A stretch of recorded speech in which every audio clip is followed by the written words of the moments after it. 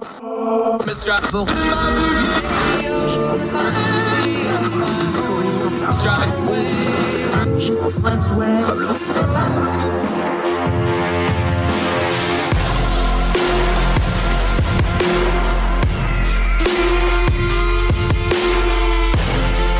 your host, Andrew Donaldson. This is Heard Tell. Welcome back to Heard Tell. Let's go back over to the UK because there's some stuff going on over there you may have heard of. New face to the program. Always enjoy our UK contributors. Caleb Payton is joining us from over there. He's a trainee lawyer. I don't like that term very much, but he's also studied history. He's written a book. We'll get to that in a minute. Director of The Speaker, a political outlet over there. Caleb, great to see you, buddy. Appreciate your time today, my friend. Yeah, cheers. Thank you for having me on. So nothing major going on over there. I guess we can just talk about football and the Premier League table, right? Exactly. Not much going on here at all. As we're recording this, PMQs, Prime Minister questions, just ended here about 45 minutes ago, U.S. time. Let's just start right there. Rishi Sunak, of course, he does all the ceremonial stuff with the king, and he had his first side of 10 Downing Street and all. PMQs is really your job as far as the public-facing job. How'd he do first time out? Yeah, so it was, I think his own party, the Conservative Party, will be pretty pleased with how he performed, actually, because today was really his first full day in the job. He took office yesterday, formed his cabinet last night, and then today was that first sort of parliamentary bit of process that we have over here. And Keir Starmer, who's the leader of the opposition, the Labour Party leader, was throwing some pretty tough questions at him, but he seemed to bat them off quite well. He certainly performed a lot better than his predecessor, Liz Truss. Now, to be fair to Liz Truss, now we all know what happened there, 45 days in office. For those that are not familiar with PMQs and have never watched them, the British Parliament, they sit in benches opposite facing. So the two sides are facing each other with the speaker in the middle, the dispatch box is in the middle when you stand to speak. I encourage folks to watch this. It's a great piece of political theater that I wish we did because most of our people wouldn't be able to handle it, frankly. What's really interesting here with the Liz Truss situation is actually what I was watching today was what's going on behind him. Let's call this what it is. During the leadership race, we covered it. We had people on the show about it. The whole thing of the leadership race was the MPs all wanted Sunak when it went to the larger party. That's where Liz Truss had her backing, and she won. But it was very obvious now. I mean, we got to deal with the facts as they are on the ground. It's very apparent she never really had the backing of the MPs. That's what I was watching today. Does they have now? Of course, it's performative, but they did seem to want to show a solid wall of Tory today. It does look like he's at least going to have that piece that Liz Truss, frankly, never had. Yeah, 100%. Because when she won that leadership race, literally just over a month ago now, she only just squeaked through to the final two of their own MPs. So the final two, they do a lot of voting within the party first. The final two then go to the membership of the Conservative Party. Now, she only got through on the final round of voting and was a long, long way behind him to get there. So when the members then selected her, she had a lot of her parliamentary colleagues really not supporting her at all. And so that means that when the going got tough, and it got tough very, very quickly, they were not there to support her, and it became really untenable really, really quickly for her, which is why you saw that after just 45 days, she had to resign. Whereas Boris Johnson, who had about 6 months of really turbulent politics, was able to survive a lot longer because he had the backing of his party. And then you saw today with Sunak, the MPs behind him, he ended up getting the support of around 200 of them in the election last week, out of about 360 MPs, which means that he has got a really solid base of support now in the party, and he's going to be a lot harder to topple him. And so when the going gets tough, it's going to be much harder for the opposition to really dig in on him, because he's going to have that support behind him, and he's going to be in a much more solid position. And I think that was probably reflected in the way that he approached PMQs today. He threw a lot of sort of red meat to his backbenchers, went in and threw a lot of the phrases that they really enjoy, a lot of the jabs at the former Labour leader, Jeremy Corbyn, that they love that kind of stuff, talking about Brexit and the vaccine response and how he, as Chancellor, responded to COVID, that was something that played really well with his backbenchers. And I think because of the support that he has in his party, is able to do that a lot more effectively than Truss ever could. Yeah, Caleb Payton joined us from over in the UK. Let's be adults here. Politics has a lot of momentum and gravity to it. Part of the problem, Liz Truss got caught up in it. Rishi Sunak's going to have to figure out a way to overcome it. There's a gravity problem with the Conservative Party. They've been in power for 12 years, no matter what their record is. Aside from that, that's just a really, really long time, especially in UK politics. This is getting close to a record in the modern era. They've just been in power for a long time.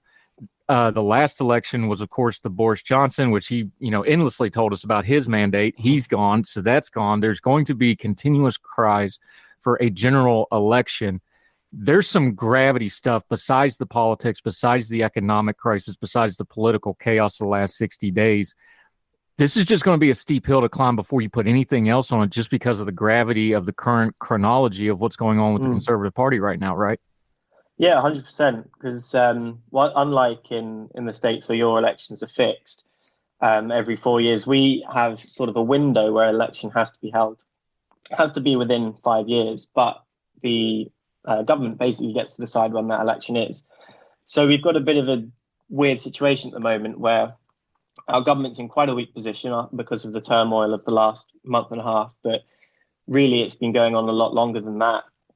So there's a lot of cries in the country for an election. There's a lot of cries from the Labour Party across the other side of Parliament for an election, but they don't have control over that. It is the government who can control it. Now, we saw with Liz Truss, there were really increasing calls for an election because of how weak her position was as Prime Minister. So it really depends how these first few weeks and months go for Sunak as to whether we're going to end up in a situation where an election is likely. Because if he's able to cement his position, if he's got his parliamentary party behind him and can perform well, there is nothing the opposition can do. No matter how turbulent our politics gets, there won't be an election until he calls one. And that could run all the way up until January 2025. So it's difficult. And that really does put the pressure on him, because it is about how well he performs as to whether his party will end up having to face an election or not, and whether he will sort of have his government swept out of power, or whether he can maintain this sort of semblance of credibility and stability which will allow him to keep going.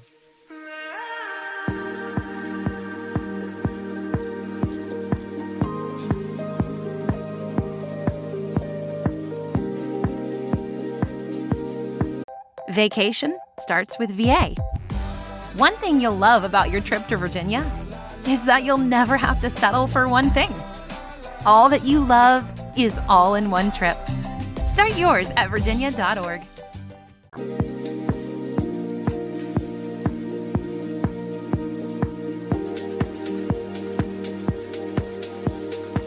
Yeah, Caleb Payton. See, I told you I'd mess it up.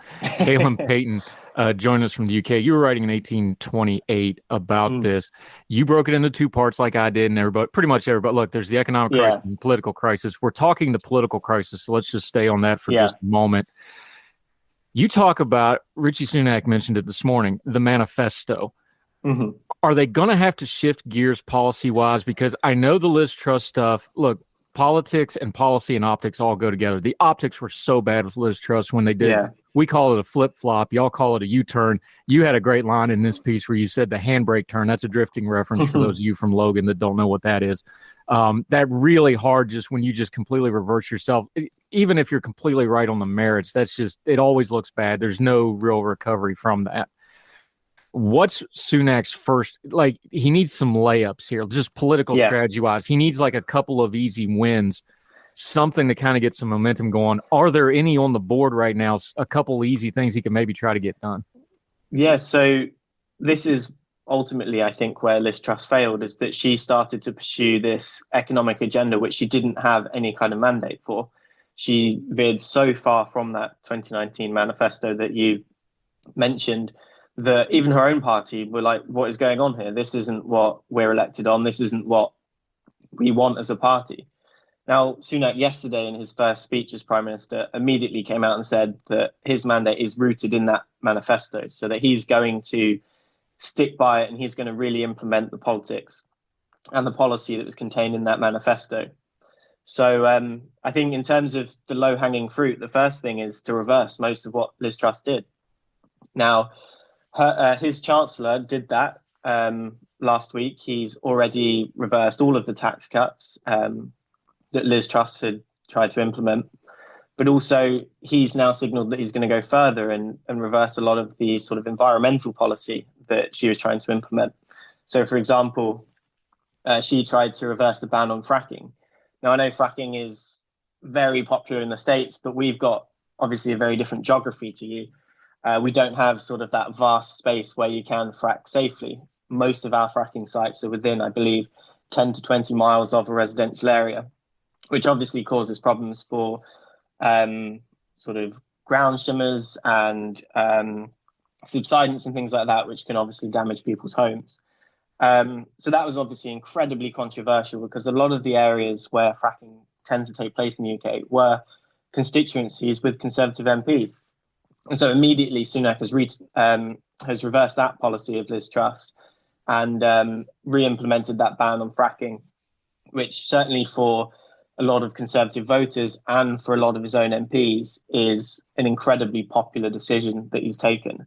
And I think those kind of decisions are what we're going to see from him, particularly early on, is just reverting course back towards that 2019 manifesto, trying to do those policies that are traditionally popular with Conservative voters and with the Conservative members of Parliament that support him.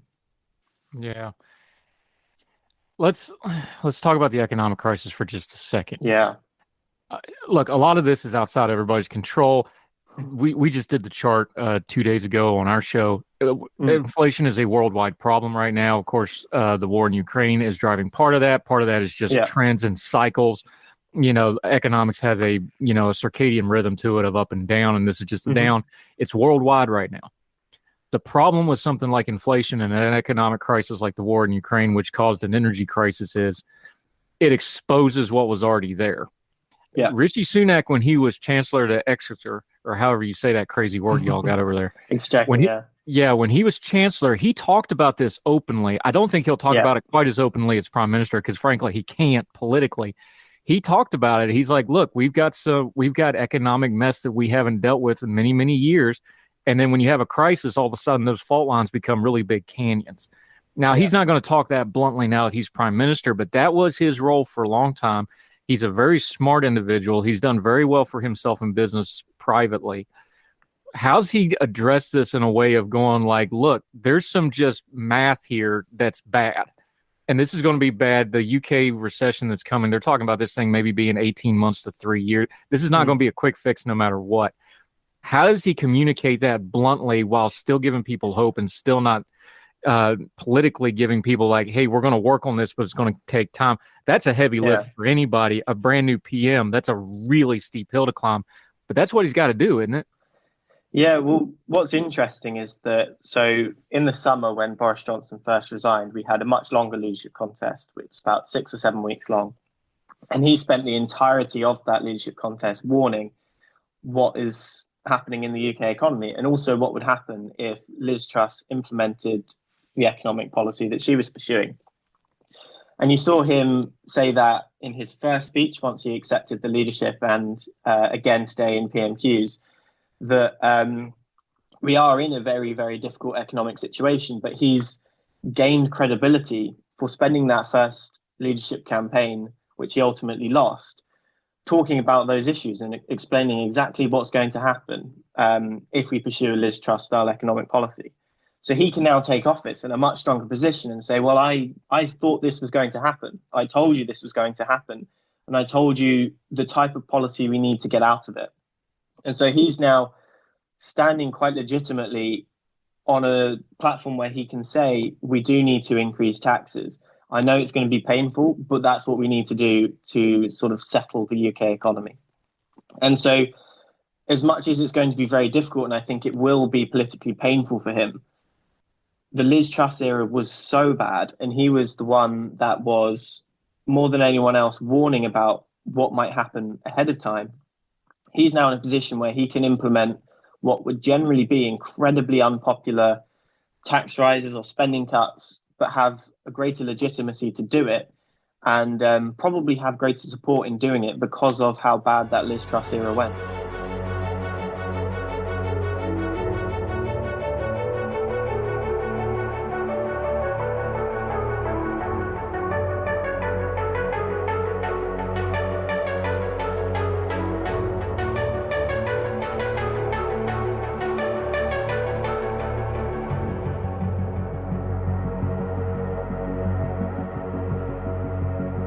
Yeah, Callum Patton joining us. Let's talk about Liz Truss for just a second.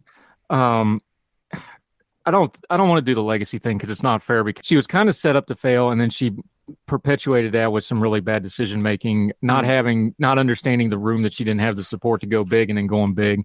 So it's, not all on her, but she didn't help it any.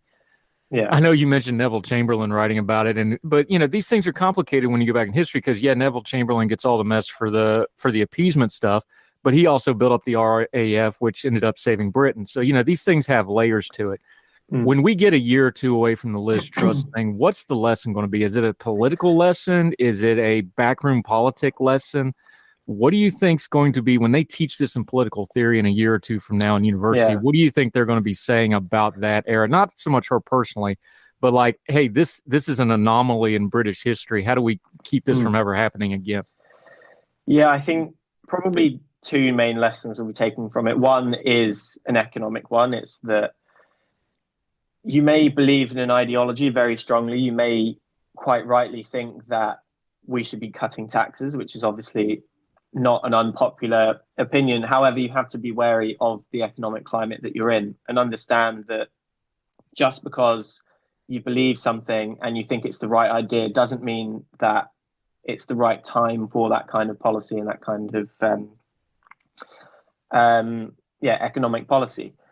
The other one, and I think it's probably going to end up being the much bigger lesson, is a political one. It's that she was elected by around 65% of the Conservative Party members, not a particularly small mandate from her party. She then had the death of the Queen, which left her with quite a lot of goodwill. Then she implemented the mini budget, which in the first day or so was incredibly popular with a lot of Tory members, because it was this great tax cutting bill that reminded people of Margaret Thatcher, who is still to this day seen by the Conservative Party as sort of a standard bearer in a way that Ronald Reagan is similarly seen in the States. And that was really popular. But then the markets reacted. They absolutely hated it. The value of the pound against the dollar fell. Gilt yields rose, which made the cost of borrowing much more expensive for the government. Then you had a lot of turbulence in sort of insurance markets and pension funds, where a lot of investments are tied up. And you had to have interventions by the Bank of England. Suddenly you saw all of this fall away. And within 3 weeks of that mini budget, she was gone. And I think the main lesson that will be taken is the fact that she did this incredibly quickly. She had no need to announce such bold policy immediately. She could have taken a much more measured and slow approach, because there was no immediate election coming along. She could have spaced out this policy over a few years, tried to implement it slowly.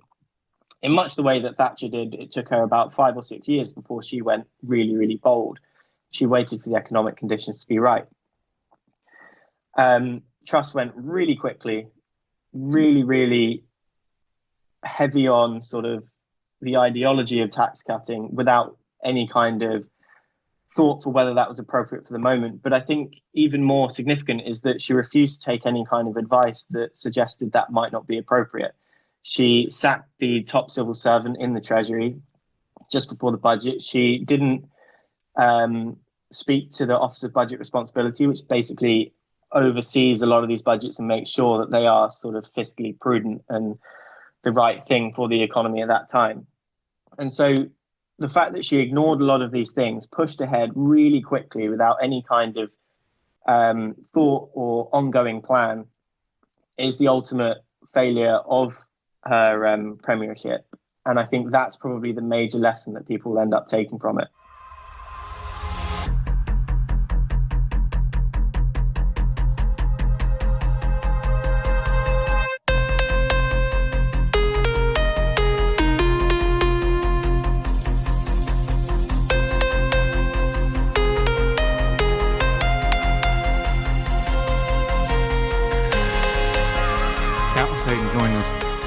Just real quick, though, before we move off Liz Truss, at the time, we all felt like the pause was probably beneficial, the national mourning period for the Queen.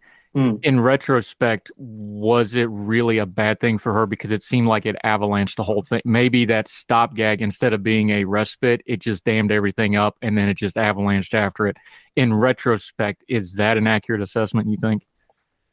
I wouldn't say so. I think in many ways it was a bit of an opportunity for her, because she, up until quite recently, was not a particularly frontline figure in UK politics. She became the Foreign Secretary, I believe, earlier this year.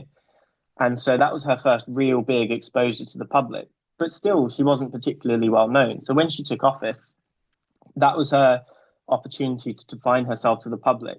So in a way, that pause gave her the opportunity to be seen a lot in a much more friendly way, in a way that you're not going to have that immediate pressure thrown on you. You're going to be seen as a leader in an important time, but you're not going to have a lot of pressure on you. There was a lot of willingness and goodwill there. But then within a week of that whole mourning period being over is when the mini budget happened. And that's really what led to her downfall. And whether the mourning period made them go into that a bit more blindly, or whether it actually, saved her another 2 weeks if they'd done that budget sooner, and she might have ended up losing her job sooner. So it's difficult to say, but I would probably say it was an opportunity for her rather than that being the reason that she fell. It's just an opportunity that she didn't really take. Yeah, I think missed opportunity might be the subheading on this whole ordeal of the last 60 days or so. Real quick, before we let you go, for the outside observers like us overseas in America, the worldwide audience that we have, give us a couple mileposts to be watching for with Rishi Sunak. Obviously, he's going to go a little bit slower than Liz Truss did because, he's a smart guy. He saw what just happened. Give us one or two things to watch for as the news starts trickling out over the next couple of weeks. What should we watch for? What's kind of the first milestone besides, making it 45 days without getting sacked? What's a couple things we should be watching for to measure how Rishi Sunak is doing as a prime minister? Yeah, so I think the first thing is that at the moment, the Conservatives are so far behind the polls. It's something like 30 points that you'd imagine he is going to start closing that gap to a more typical level, maybe 10, 15, 20 points. It'll be interesting to watch those polls in the coming weeks to see whether he does actually close that gap or not. So I think that'll be quite an important thing to watch for, because it will really define, I think, particularly how our politics goes next year in 2023, whether the Conservatives still are extremely far behind the polls or whether they start to close that gap. The other one is the fiscal statement that's coming in mid-November, I think the 17th of November, which is essentially going to outline his economic policy moving forward. Obviously, it was the economic policy of Liz Truss that led to her downfall. So this is going to be something to watch for to see how he does it. You'd imagine it's going to be a lot more prudent, that it might see some moderate tax increases and things like that. But obviously, that could have its own political ramifications if he does start to increase tax. So I think really the main thing to look out for is that statement and see what approach he takes, but also to see whether he's able to start closing that gap in the coming weeks. Yeah. Callum Payton, great stuff, my friend. You wrote a book called 2020 As It Happened. You could definitely do a sequel on 2022 between the Queen and three prime ministers, and we're not even done with it yet. So you might want to look into that. Might want to go ahead and get that locked down as copyright, my friend. We'll definitely have you back. Until we get you back on Heard Tell again, let folks know where they can follow you, what you have going on with your writings and other things, my friend. Yeah. So my Twitter is at Payton_Callum. So do have a look over there. And if you want to check out The Speaker, which is a media organization that I run, then that's at Speaker Politics. And you can see some of the writing that I do over there. Yep. We'll link to all of that, including a couple of his pieces. He wrote about the Truss has left the mantle and possibly difficult for her successor. That's the one we were quoting from here. He's written some other stuff. We'll link to all of it. Make sure you follow him and keep up with him. We'll have you back on, man, because it ain't going to get any less interesting over in the UK. And besides, that means we don't have to talk about our own problems. So we can focus on y'all's. Thank you so much for the time today, sir. Appreciate it. Cheers. Thank you very much. Yes, sir.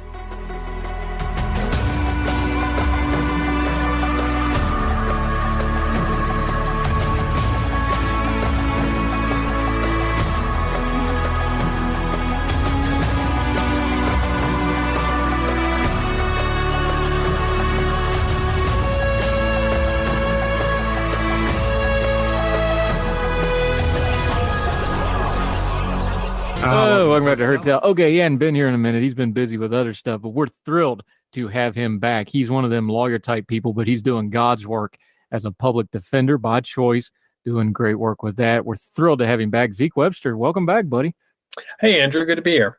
Good to see you, my friend. All world of defending the downtrodden and uplifting justice and keeping the blindfold firmly on Lady Justice statues and all the good stuff y'all do. We're just doing our best day to day. Let's talk about that day to day because I've got a concern about a narrative. It's not a new narrative. Look, I'm old enough to remember the Bush speech. That's Bush the senior speech where they busted the poor guy out in front of the White House. Supposedly, there's a lot of that was kind of a setup, and he gave the crack cocaine speech. I can actually remember that one.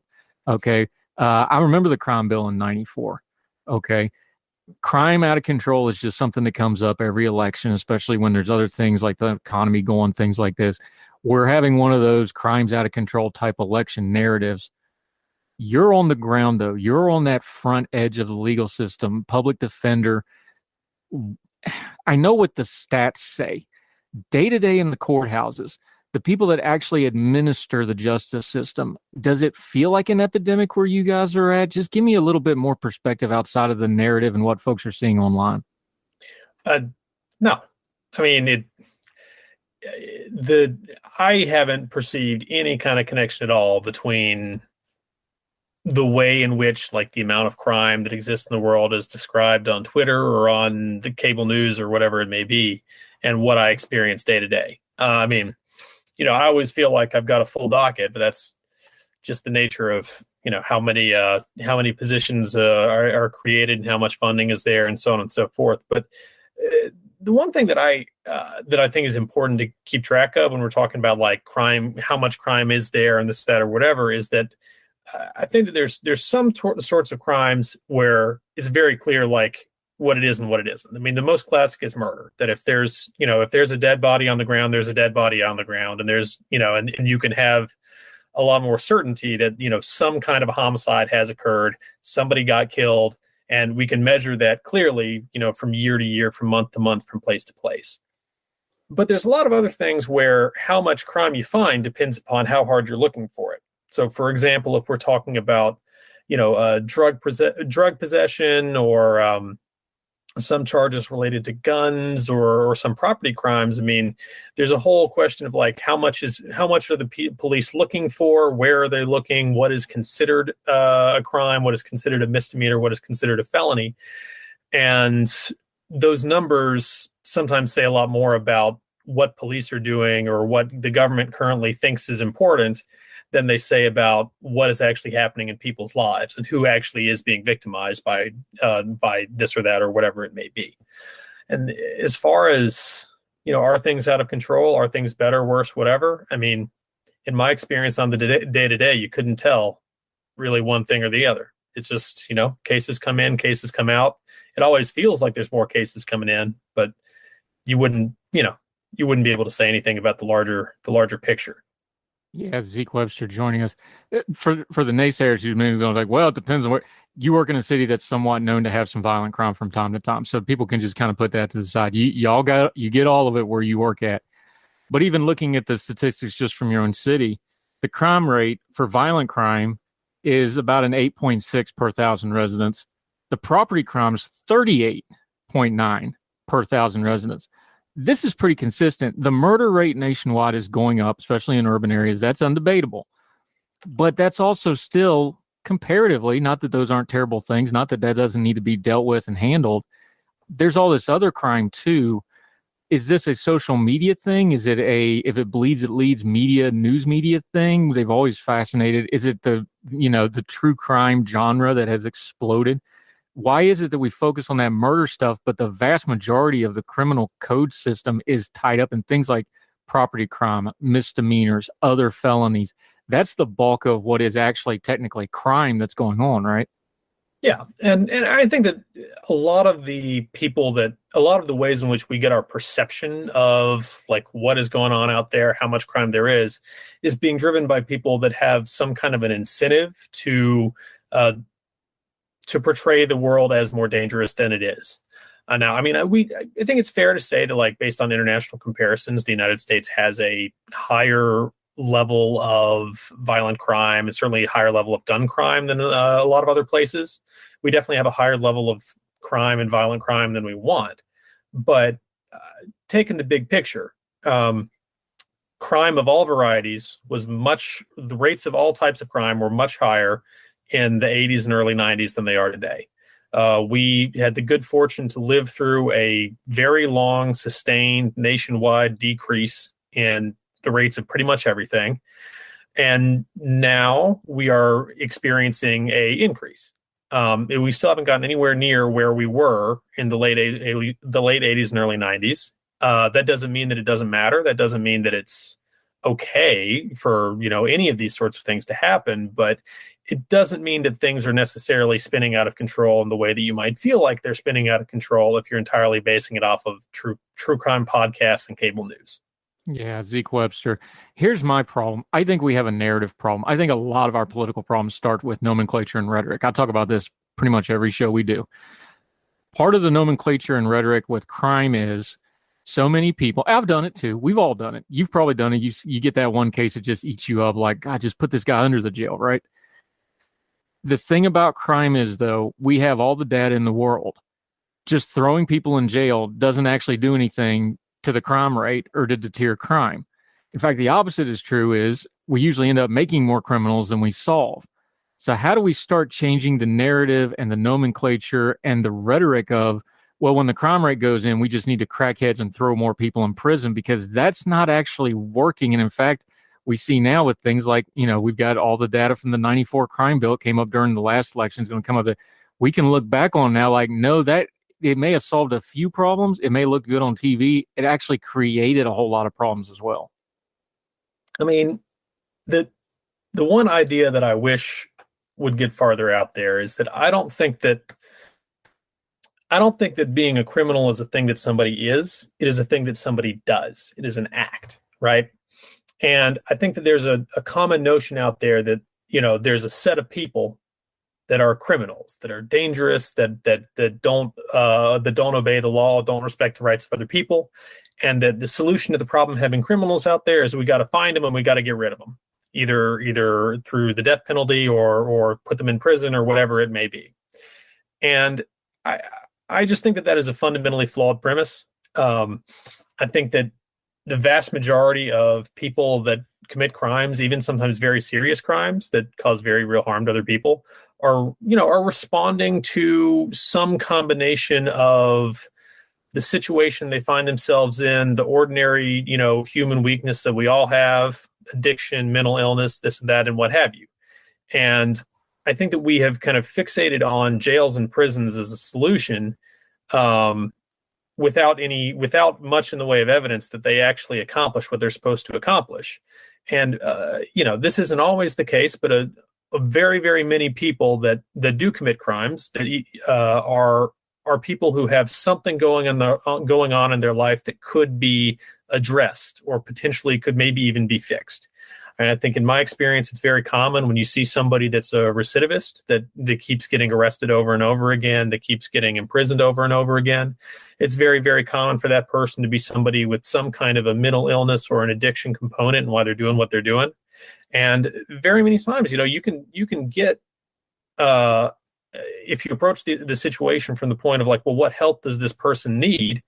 Then instead of just saying, oh, well, let's lock this person up for another year or another 2 years, and then they get out and then here we are and nothing has changed, you actually try to change something. And then both the people that might possibly have been victimized by future crimes are better off, and the person who's been spending all this time in jail is better off. And so are their families and any kids that they might have in the community that they're from. I just think that needs to be a much bigger part of how we think about responding to when people do bad things. Yeah, Zeke Webster joining us.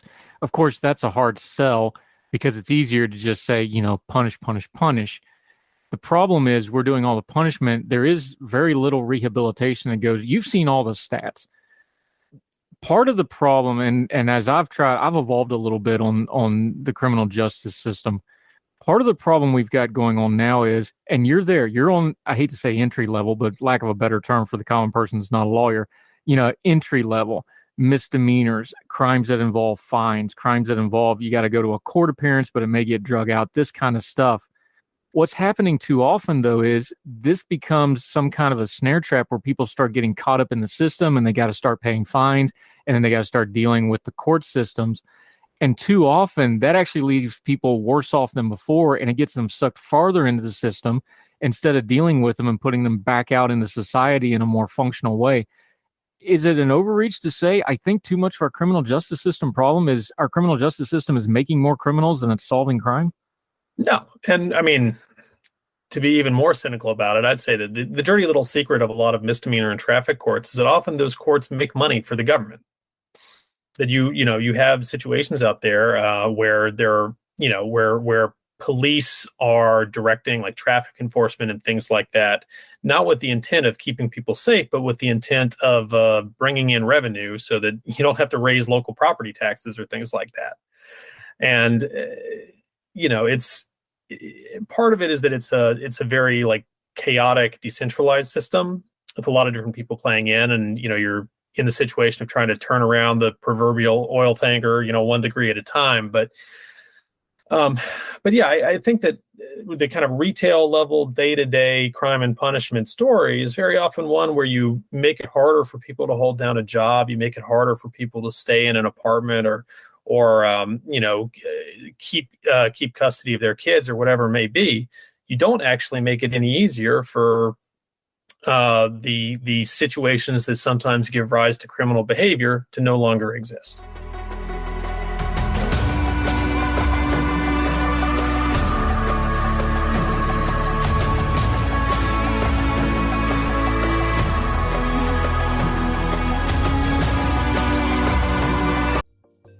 Folks, if you've listened to the Heard Tell program, you've heard our friend Gabriella Hoffman, but you need to make sure you're checking out her podcast, District of Conservation. It's a podcast exploring the nuances of true conservation efforts from DC and beyond. From topic discussions to exclusive interviews with conservation and energy newsmakers, Gabriella keeps listeners appraised of the latest news stories while elevating important voices. Listen to District of Conservation on Apple Podcasts or wherever podcasts are played.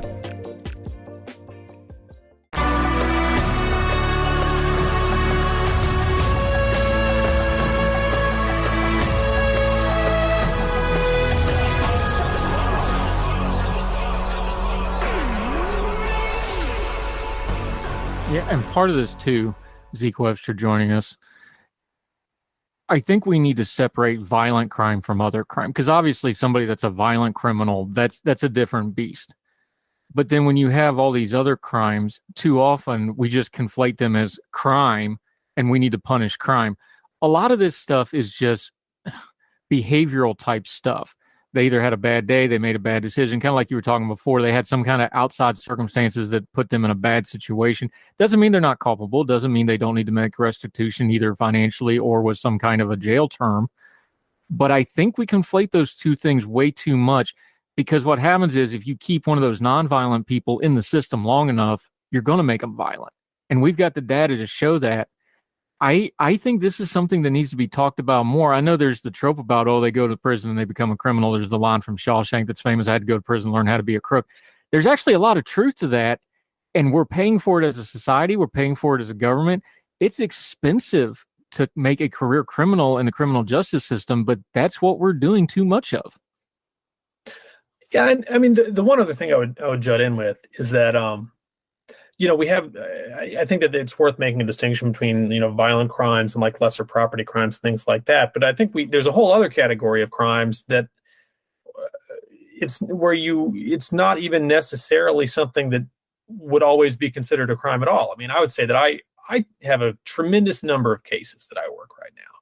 And all those cases consist of is that the police pull somebody over for some kind of minor traffic violation, and then they try to come up with some sort of an excuse to pull them out of the car and search through their car to see if they can find drugs or a gun. Just over and over and over again, on and on and on. And you get these people that are, charged with a felony because maybe they had a gram of cocaine in their car, or maybe they had a pistol and it was in the glove box instead of visible to the cop, or whatever it may be. And I don't, it's not at all clear to me what connection that kind of policing has with keeping anyone anywhere safer. I think it is an expression of other political values and other political objectives that people have, and it falls very heavily on particular communities, especially communities of color. But I think that there's definitely a distinction to be drawn between when we're talking about crimes that really do involve like harm that one human being has done to another human being, versus a lot of other things where that connection to someone else being hurt and being injured is much, much, much less clear. Yeah, Zeke Webster. All right, since the president put it on the floor, he pardoned the federal marijuana simple possession folks. That's a very small number. It was like 6,000 something. They had numbers in the 500,000s when you go to state and municipalities. If you took the low-level drug offenses out of the system, again, the lower level where you're at the bleeding edge, where folks get their first charges, for lack of a better term, if that part of the criminal justice system was just kind of stopped or taken away or lessened, how much different would our criminal justice system look right now? I mean, I'd throw out half my filing cabinet. Like it's half. I mean, somewhere in there, yeah. I mean, part of that is the nature of the cases that I mostly work, but I mean, yeah, like a whole lot of the cases rolling through are just simple possession of marijuana, simple possession of cocaine, things that maybe get charged as possession with intent to distribute, where what that means is it's a couple grams and a scale and a couple baggies or something like that. I mean, yeah, I think it's an enormous amount of what the courts spend their time doing. It's an enormous amount of what the police spend their time doing. And in my view, it's just not really doing anything at all to make anybody safer, happier, healthier, or anything like that. Yeah, Zeke Webster. The other thing that gets brought up a lot currently is bail and the cash bail system. There's some progressive cities are trying to do different things with it. Obviously, it's political fraud because, look, you don't know what people's going to do. And politicians are scared of it because you're going to let that one guy go, and that one guy's going to go do something terrible, and then it's hung around everybody's neck.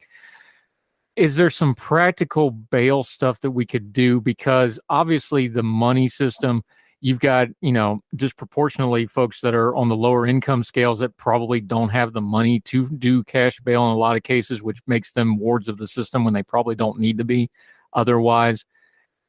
I don't want to do utopian dreamscape where we just let everybody go, because that's not going to work either. Is there a practical middle ground here somewhere of just something that might just work better day to day in the court system? I mean, yes, like there have been a number of jurisdictions that have either abolished or reformed their money bail systems and found that they release a lot more people pre-trial, and it does not have a measurable impact on public safety. I mean, the idea that the only way you can ensure that somebody is going to come back to court, or that somebody is not going to commit new offenses while they're waiting for their court date, is for them to pay money. A set amount of money. It doesn't. I mean, I don't feel like it's an idea that's even really trying that hard to make sense. In my jurisdiction, we have most people that are charged with crimes in my jurisdiction do have some kind of a money bail that they're required to post. And most people that are in the jail are in the jail because they haven't been able to post some amount of bond. But we also, in theory, have like a pretrial release program where people are required to maintain contact with the pretrial program and make sure that they have a phone, they like check in and or call people weekly and things like that to make sure that they're aware of when their court dates are, that they're remaining in contact. And if they don't participate in the pretrial and if they stop making those calls, then maybe their bond gets revoked and they put out an order for arrest. Or in other cases, you'll see people put under be given electronic monitoring or electronic house arrest or different combinations. And in my view, I mean, I think that for cases where you do have some greater level of concern that somebody might not return to court, I think all of those things make a lot more sense than requiring people to pay money. And in my experience, the main result of having cash bonds is that you have cases where somebody can't afford to post a few $1,000s, to hire a bondsman to post a few $1,000s or something like that. And then they get told on their court date that if you take a plea for probation, you'll get out today. And if you want to fight the charge, then you're going to stay in for however many months waiting for a jury trial. And they take the plea for probation and they get out today. And honestly, I think that I think that very many people involved in the system are aware of the way in which money bond pressures poor people to accept guilty pleas, regardless of whether or not the plea is fair and regardless of whether or not they're actually guilty of what they're charged of. And I think that for some of the players in the system, that's the point. That's not a regrettable side effect. So, I mean, I think that there are other jurisdictions that have tried it. I think that the data before they rolled it back was that New York's experiment with bail reform was effective. I think it works. It's just that there's a lot of people that don't want it to work because there are a lot of people that want people to be held in jail pre-trial and want people to have that incentive to go ahead and plea. Yeah, Zeke Webster joining us. So the pushback is going to be because you're going to get that guy that's on his fourth, fifth, sixth charge. He leaves and he kills somebody on his way home. Now, I understand statistically that's the outlier, but I also work in media, so I know how that works. That's exactly what happened in New York. As soon as they did bail reform, every single person that committed a crime, as soon as they were at that, it hit the wires. What do you do to get around? Because let's be fair, that's a bad optic. It looks bad. It feels bad. People just recoil from it. Like, how in the world does that happen? Part of that's probably an accountability problem. Part of it's probably, general sloppiness in the administration of the policy. Part of it's probably the policy itself. How do we push back on that if you're going to push for some kind of a meaningful bail reform? Because it's going, just statistically, it's going to happen. Yeah, I mean, it's just politics is always a long slog, and there's no final victories and there's no easy modes or anything like that. So it's a matter of persuasion over time. And I don't dispute that in any kind of system of pretrial release that you have, there's going to be somebody somewhere who is released either because he was released on some kind of non-monetary bond system or because he posted bond and then he got out. And then he went and committed some other much more serious crime or whatever it may be. Those cases are always going to exist in at least some numbers somewhere. But you have to point out that that's always balanced out by cases like, by cases of people who sit in jail waiting trials for months and months and months and are then found not guilty. Or people that are sitting in jail waiting trial and then have something awful happen to them in jail because jails are dangerous and unsafe places to be. I mean, it's, I think the argument can't ever be, oh, well, this is never, like, we're never going to have any bad effects, whatever, of this policy. It's just that we have to be talking about both the good and the bad. And for every one person that is released who it turns out in retrospect they shouldn't have been released, there's going to be many other people who got out and went home and went back to their families, went back to their jobs and their lives, and then didn't do anything at all like that. And we just have to be talking about this and, be honest about the pros and the cons and what all this is worth. I know there's a legal term to it, but it sounds exploitive to me. And it sounds like we're going to have a hard time pitching that we're getting justice done if you have an exploitive system like that. Am I wrong? Yeah. I mean, it's sometimes when I'm arguing bond hearings, I just try and boil it down like this, is that I'll say that, if somebody's in jail and he's got a $10,000 secured bond, then what I would say is that, well, what that means is that the opinion of the state of North Carolina is that if this man had $10,000, it would be just fine to let him walk free. But because he doesn't have $10,000, he needs to sit in a cage to wait for his day in court.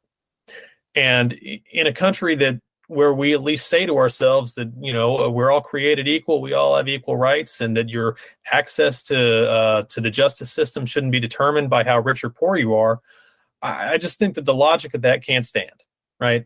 I mean, that somebody who has the money can get out and somebody who doesn't have the money cannot. There's a fundamental unfairness to it. It means that the rights to a trial, the rights to due process mean very different things for the rich and the poor. And I just don't think that we should ever be able to accept a system like that.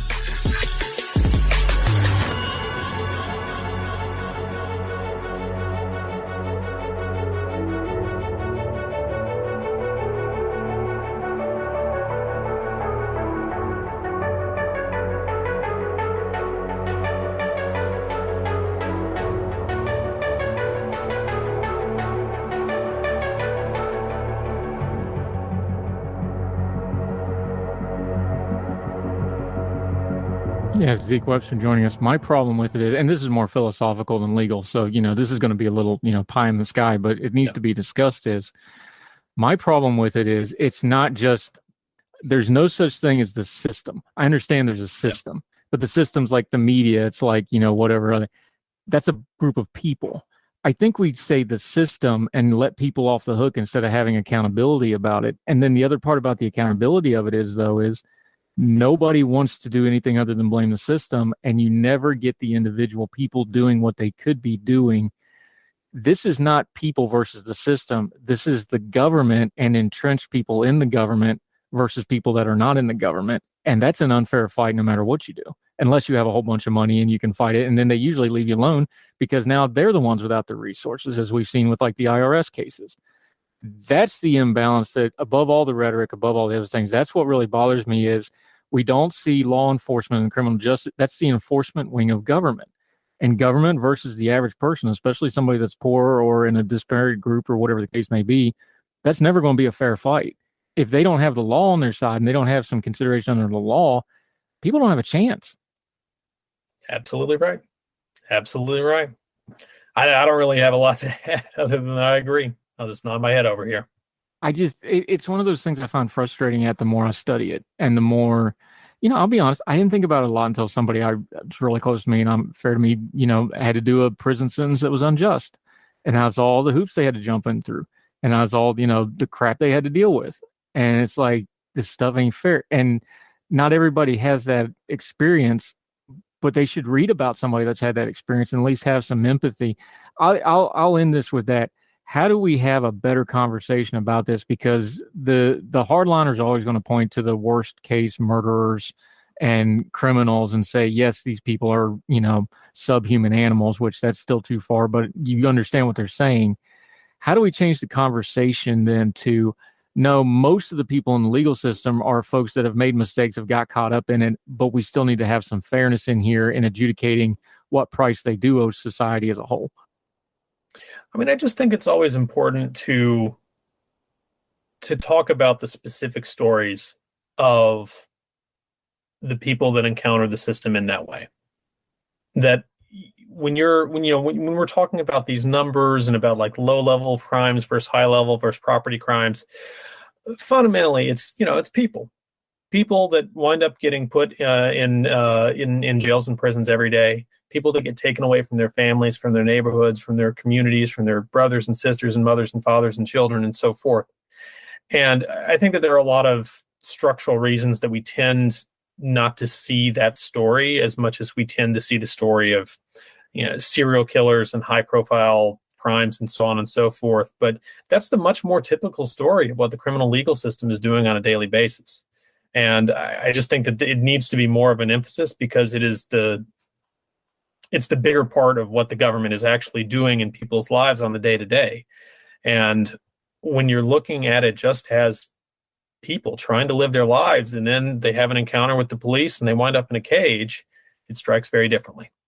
Yeah. When it happens to you, all of a sudden, what's the old joke is like, the victims always want the conservative judge. And when you're the defendant, you want the liberal judge. That kind of the old trope. When it's you in the dock or when it's somebody you love, it's going to treat you differently. So maybe just assume that to start with and then try to build the system that way. Zeke Webster, you do outstanding work, my friend. I appreciate your insight, especially since, you do this on the working end, as they call it, on the day-to-day. So I always appreciate your insight. Let folks know where they can follow you. We'll try to get you on more often going forward, although you're a very busy man getting ready to get a lot busier. Let folks know how they can follow you until they see you on Hertel again. Probably just hit me up at Don Zico on Twitter. And from time to time, I write things in other places, but I usually put that up on Twitter, so you can just start there.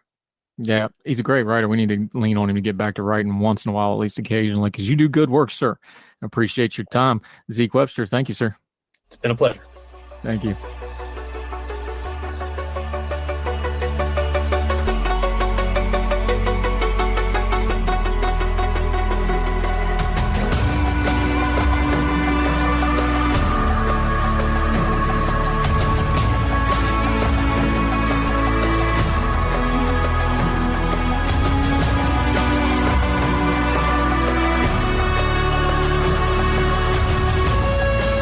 Welcome to Heard Tell. Okay, we talk about hard, tough stuff here. When we do it, we get knowledgeable guests. He's one of our favorites. He is a trusted confidant on many things offline. We're going to talk about this real hard one online. We're going to talk about this John Fetternman, Mehmet Oz situation. He is the independence man in Congress. He is a published author of We Are Not Broken.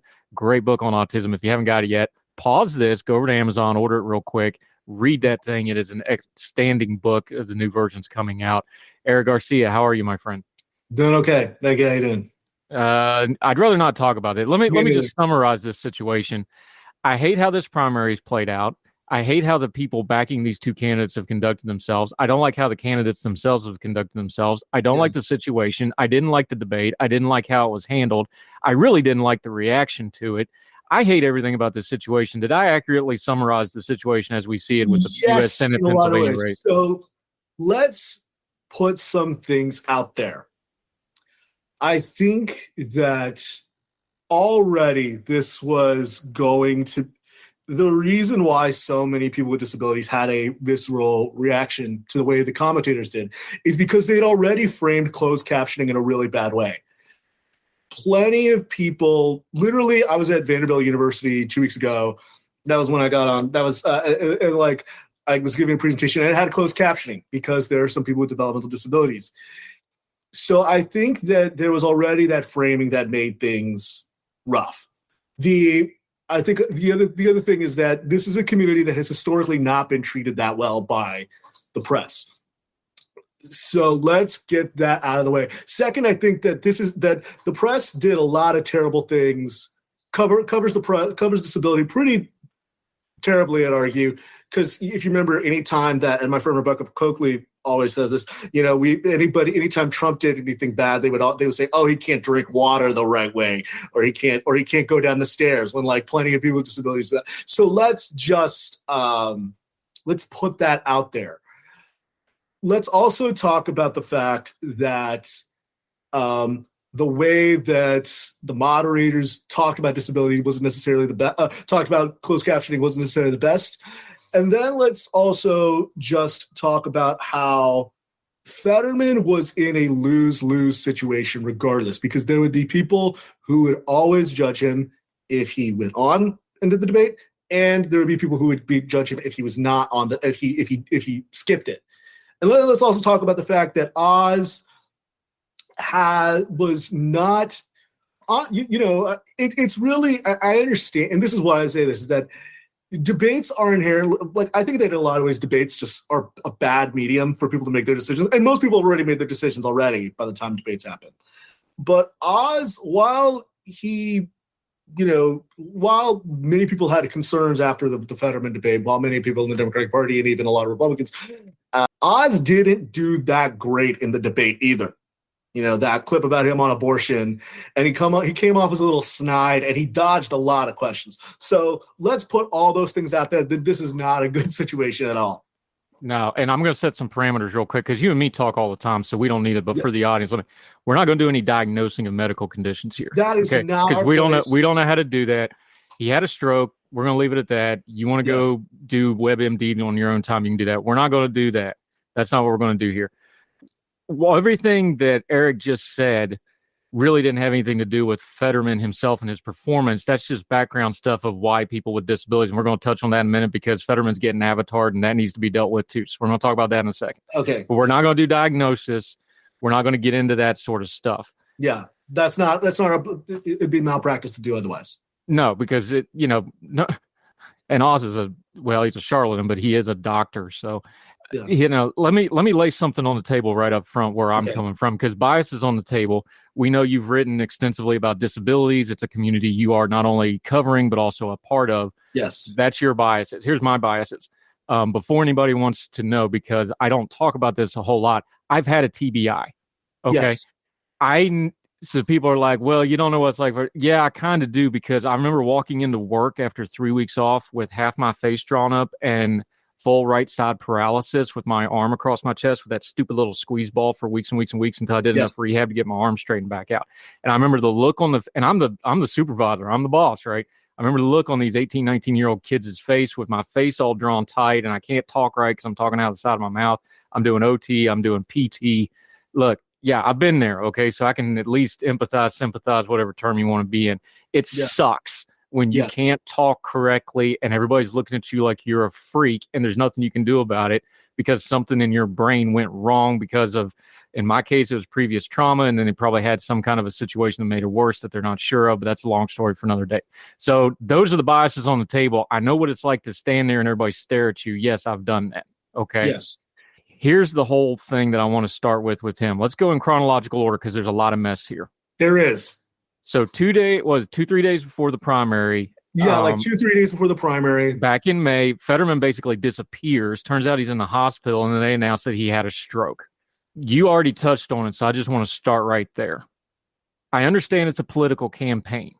Yes. The way they addressed it, the way they slow rolled it out, the way they tried to control the information, combined with the way it was covered by the news media, this was a mess from the very, very go, including because it was 2 days before a primary. And by the way, he was winning by a ton, so may or may not have had a lot to do with it.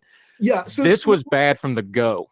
This was bad from the go. So, like, as soon as the debate started, I don't know if you saw, but Connor Lamb started trending because Connor Lamb background was one of his opponents. That is a red herring because Lamb was already not going to win that primary just because he was a congressman and Fetternman was a statewide elected official. So, and Fetternman, it's important to remember, during the 2020 elections was on TV all the time, pushing back on Trump's BS on the elections. So he just naturally had a lot more recognition. Name ID. And that, as we know, name ID, as much as people don't like it, name ID means you have an advantage. Then, and by this point, people already had made up their mind. And then, they were not openly transparent about it. Obviously, there was the report later that he hadn't gone to the doctor in a long time, in a long time before. That came out, I think a month after. Let's pause here real quick. He's 6'8". He has been very public about fighting his weight. Again, we're not going to diagnose. This is just, we're going to stick to stuff that's reported and that we see with our own eyes. He's been public about it. He's talked about it. He lost something like 150 pounds prior to this campaign. He had gotten up to 400-ish, but he's like 6'8". He's a huge dude. He is. So weight and health, when he's talking about this is something he's talked about consistently. So I just want to make sure that gets out there. Let's put that out there. Yes. So this was something that was already going to be that animated the entire summer because he really wasn't on the trail until I think August was his first in-person event.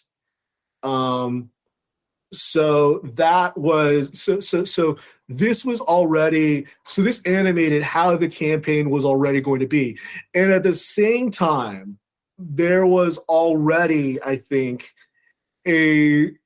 what happened is during the summer, Fetternman just barraged and battered up Oz and ran up his unfavorables. So I think that there was almost an impulse by, and I don't want to blame the press, but I think the Pennsylvania political press needed to do something to rediscuss and talk about his vulnerables and his downsides. And I think Oz needed an antidote, so to speak. And I think that was when you saw his campaign saying if John Fetternman had ever eaten a vegetable, he wouldn't have had a stroke. That was when they did we'll pay for his medical personnel. That was them trying to go for the throat because Fetternman had just been merciless with him throughout the summer. And also Oz got, unlike Fetternman, Oz got bloodied up throughout the primary between Dave McCormick and Kathy Barnett. So let's put that all out there. That's the background and the context for why this became such an intensely personal and vicious.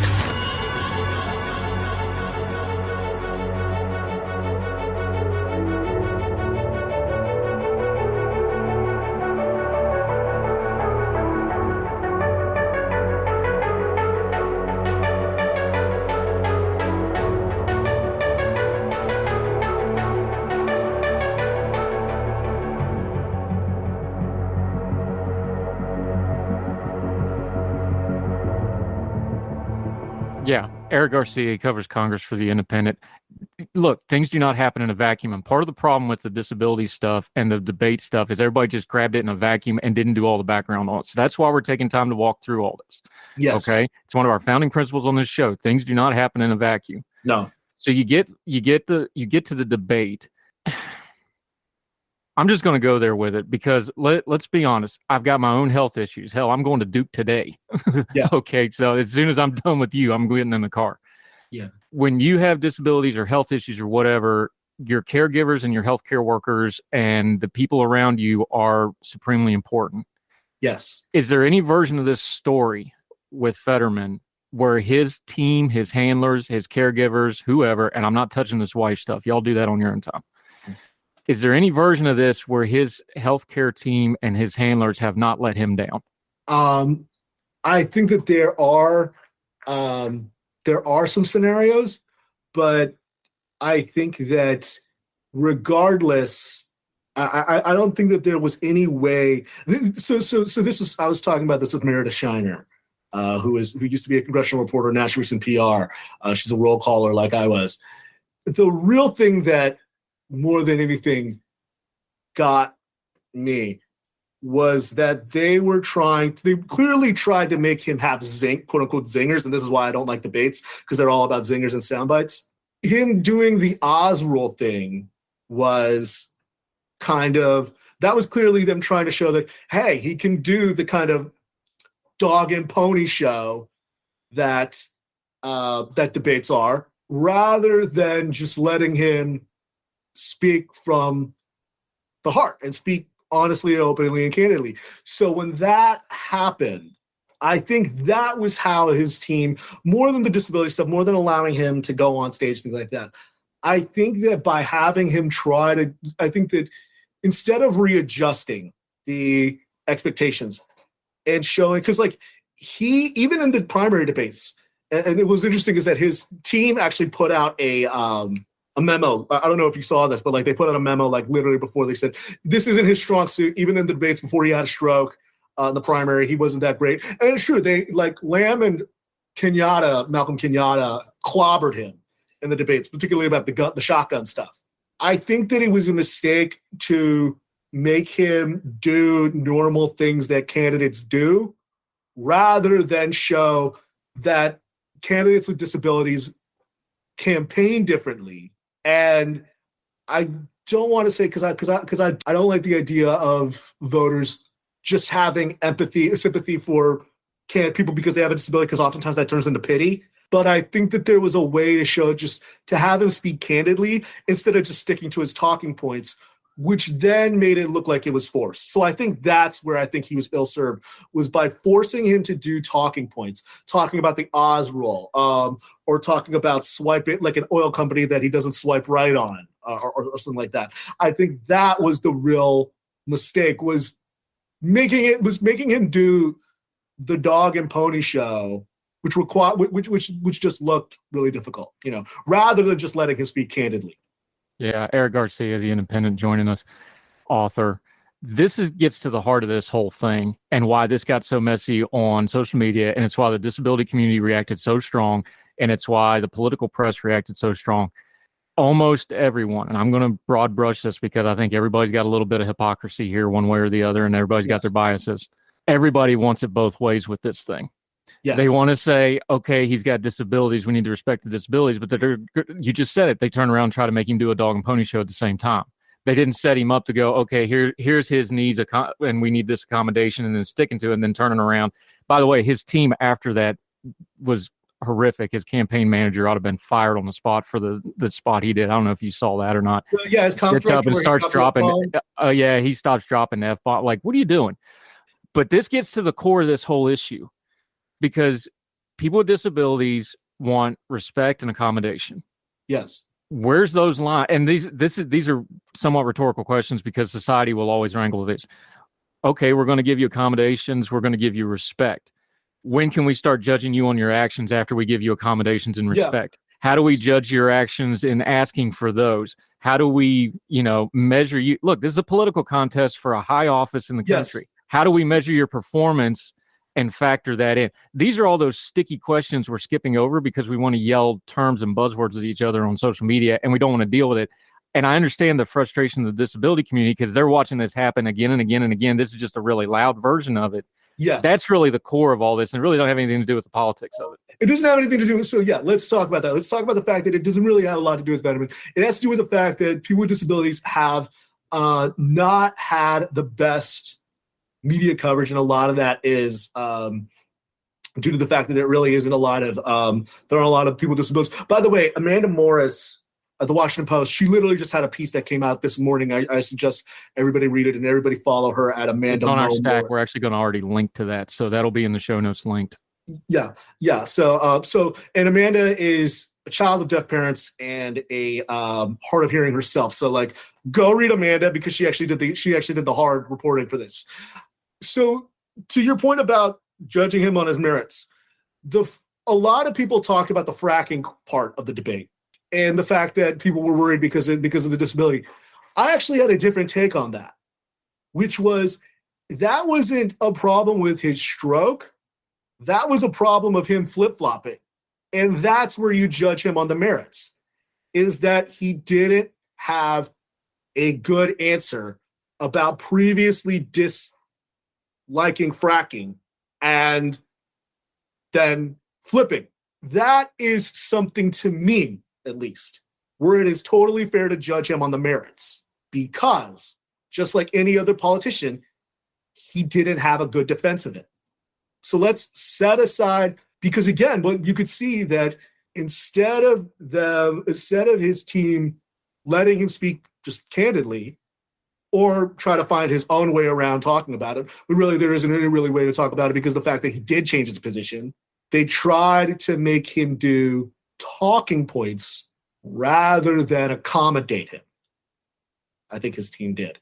So I think that's the real thing, is that the fracking part was difficult because it was not anything to do with his disability. It was just the fact that he was being hypocritical.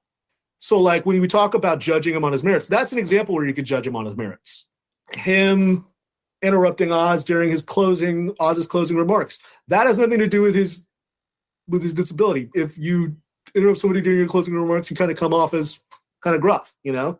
So I think that's where I kind of drew the line in my mind, is that I was very much, and then again, it was him going back to the Oz rule. And I generally just don't like buzz slogans or things like that.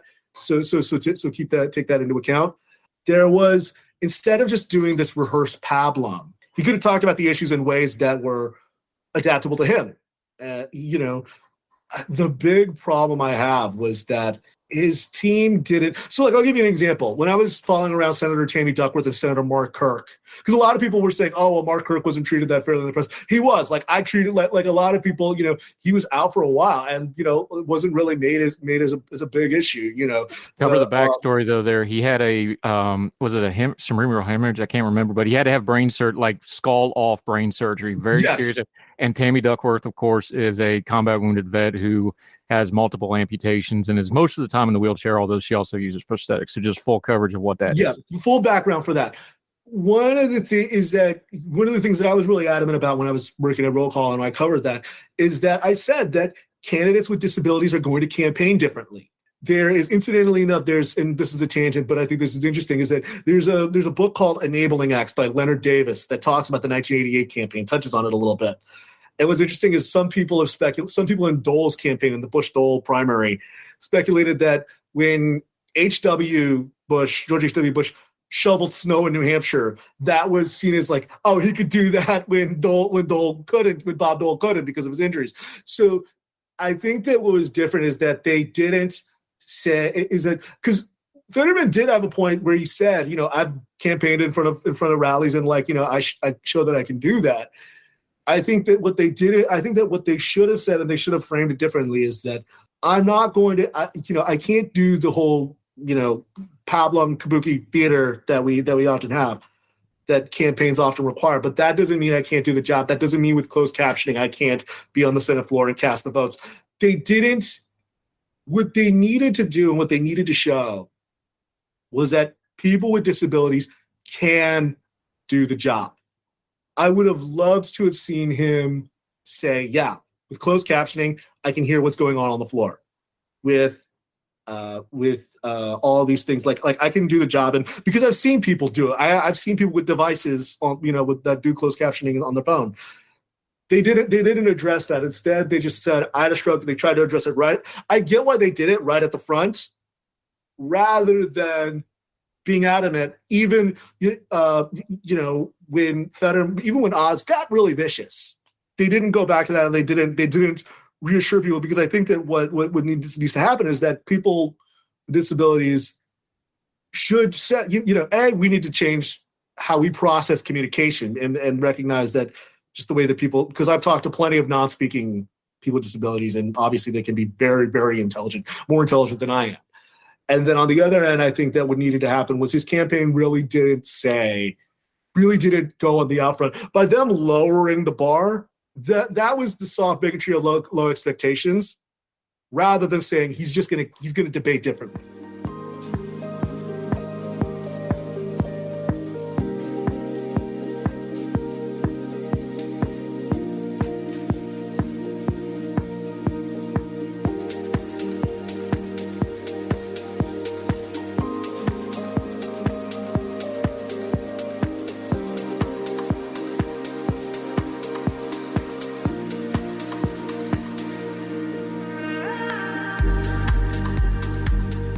Yeah, and this Eric Garcia joining. This is what really upset me about this. And again, I can care less about the politics. I think Mehmet Oz is unfit for office on a couple levels. His Turkish ties, he has no qualifications. He's a charlatan. But I'm not even talking about the politics of all this. Here, this is what upset me is, okay, I agree with everything you just said, but his campaign has tried to soft pedal this from the go, and I kind of get that. But they want to downplay it on the one hand. Then they turn around on the other hand and go, well, he needs accommodations. But then they turn around and try to make him do the dog and pony show anyway after saying they're not going to do the dog and pony show. That's the exact treat. That's why the disability community gets so upset, is like they're watching in real time the mouth and the actions and the words and the handlers and the person with the disability. That's just replayed to so many of those folks, because they're just watching in real time what happens all the time we're going to say one thing and then we're going to demand you do the other.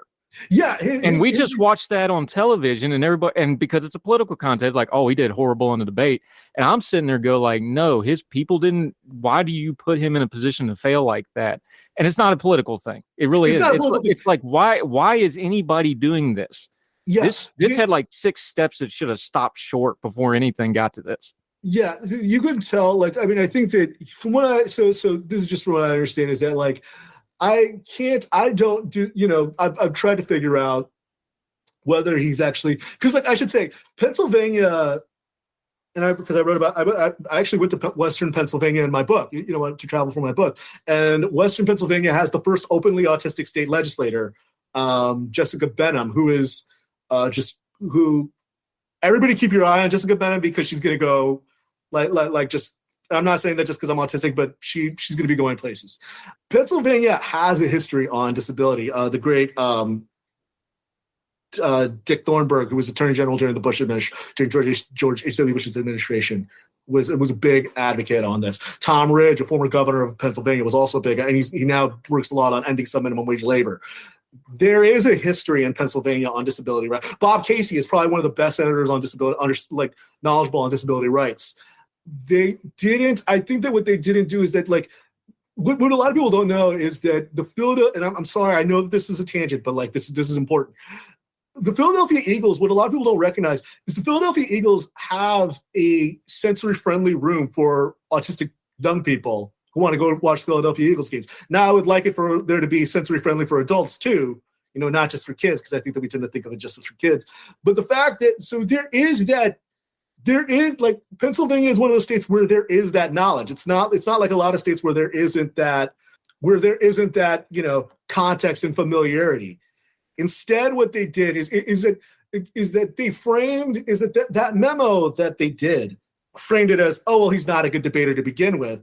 And they put the closed captioning, like, and this is very granular, they put the closed captioning part in their memo, setting expectations way at the bottom, when they should have put it even at the middle or the top, and said, this is how to cover it. This is what, and you could tell that they didn't necessarily even consult with people with disability rights activists, or just, and there are plenty of them in Pennsylvania, for how to contextualize it. So that was the thing, is that there was very, very little, there wasn't the right reframing to begin with. And you can tell the Fetternman campaign didn't think about the disability part. And that I think was frustrating, because then I think for a lot of people, disability rights activists, because then they felt like they had to, and I'm sure there are plenty of people with disabilities who would have liked to have, in fact, I know people with disabilities who supported Connor Lamb and who supported Kenyatta in Pennsylvania. But then they had to vote for Oz too. Let's be fair. Yeah, and vote for Oz too. Yeah, and maybe McCormick, or or whatever, or even Doug Mastriano. They wound up having to do overtime for something the Fetternman campaign should have done. That's unfair to the disability community, because the Fetternman campaign didn't do their due diligence in informing people about disability. Yeah, Eric Garcia joining us. This goes to a bigger problem in society, but this is a really good example of it.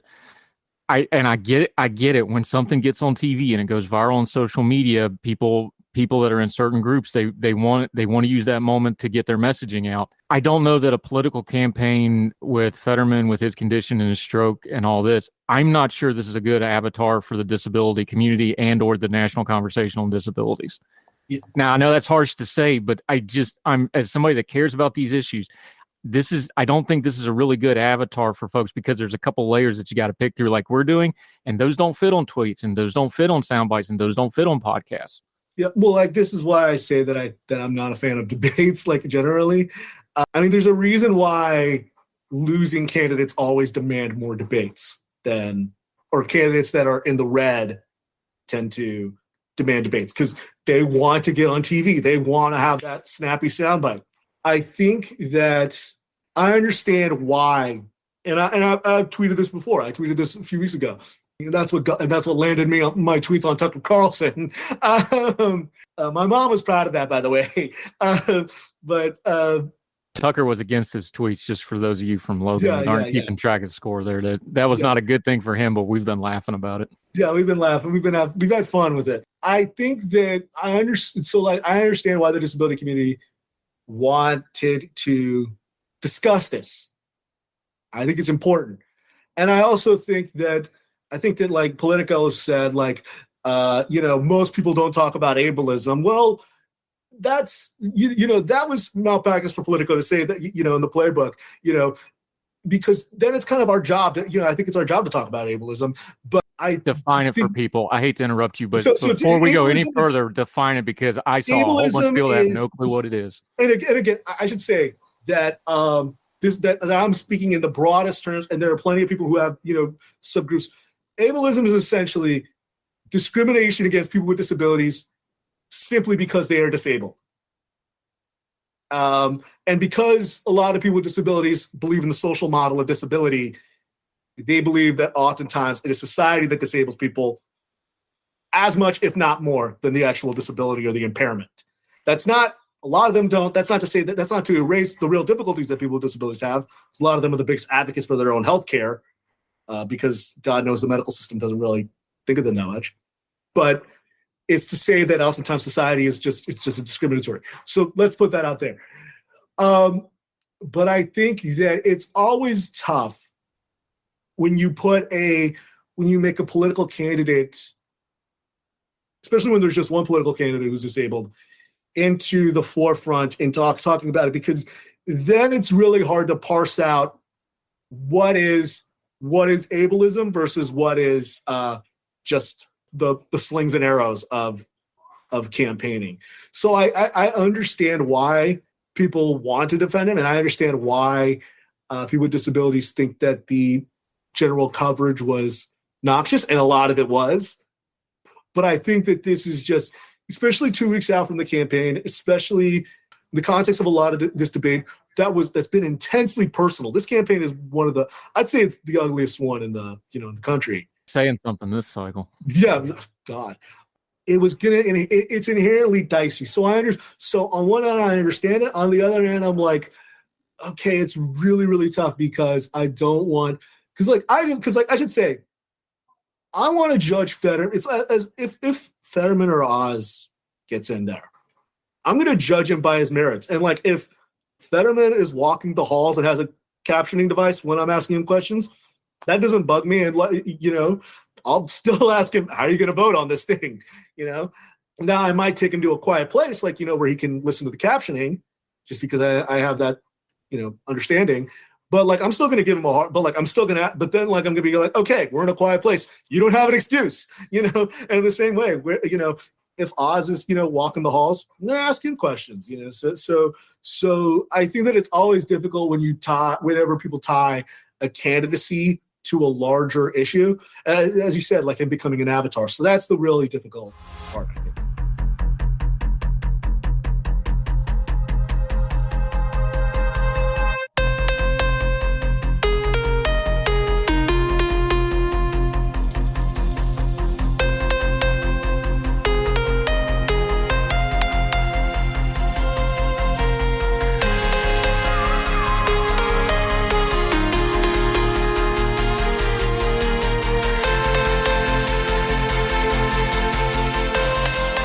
Yeah, Eric Garcia. Let's just go there with that part of it, because here's the other problem.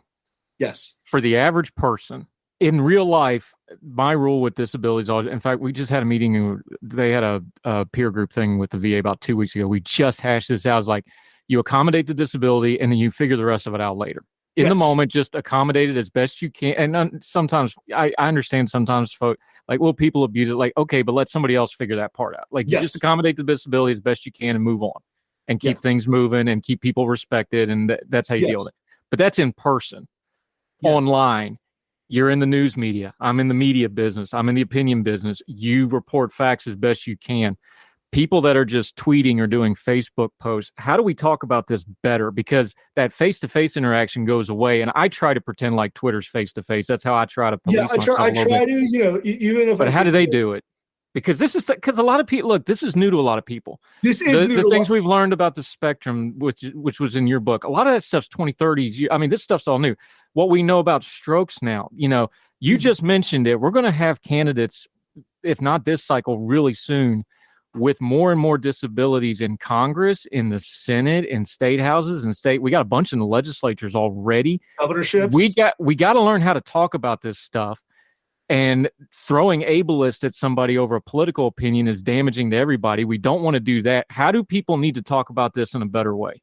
I think a lot of it is, so it's funny because, you know, you say a lot of people don't know this. So like roughly a quarter, if we're to believe CDC numbers, you know, roughly a quarter of Americans have a disability, something like 26%. And that's not counting people with disabilities who don't consider themselves part of the disability community. The way I think we discuss it is by looking, but recognizing that we don't know the full context of everybody's experience. You know, like I was thinking, like some people got on my friend Sarah Luderman, and you and I have been talking about getting her on the show because like some people got cross with her when she made some comment about disability. She's like, and then people didn't realize that she's disabled herself. And then like she's like, I don't have to put everything in my Twitter bio, you know. You know, a lot of times people in my mentions, you know, a lot of parents are like, my favorite is when they say like, well, you shouldn't use autistic person. You should say person with autism. That's what parents say. I'm like, I'm autistic, you know. So let's recognize that we don't know the full context of everything, and let's also recognize that just like, you know, I believe in the idea of cross disability solidarity, and you know, because a lot of people with disabilities have more than one disability, and one often gives way to the other, or gives way to another oftentimes. And eventually, if we're fortunate enough to get old, in our old age, we will become disabled, you know, if we don't die young. But I think that's so, as important as that is, it's also important to recognize that a person affects their disability as much as the disability affects their person, so to speak. And I think it's also important to recognize that each disability is individual and everybody's experience is individual, and that there's a lot that even when, so like I'm very, obviously I wrote a whole book about it. I'm very open about a lot of my disability. There are also parts of it that are nobody's business but my own. And I think that's the other part that we have to recognize, that we are only seeing a tiny version of ourselves on social media. It is a curated version. And in politics, that is juiced up, because politicians by nature curate parts of themselves that they think are the most palatable to the public.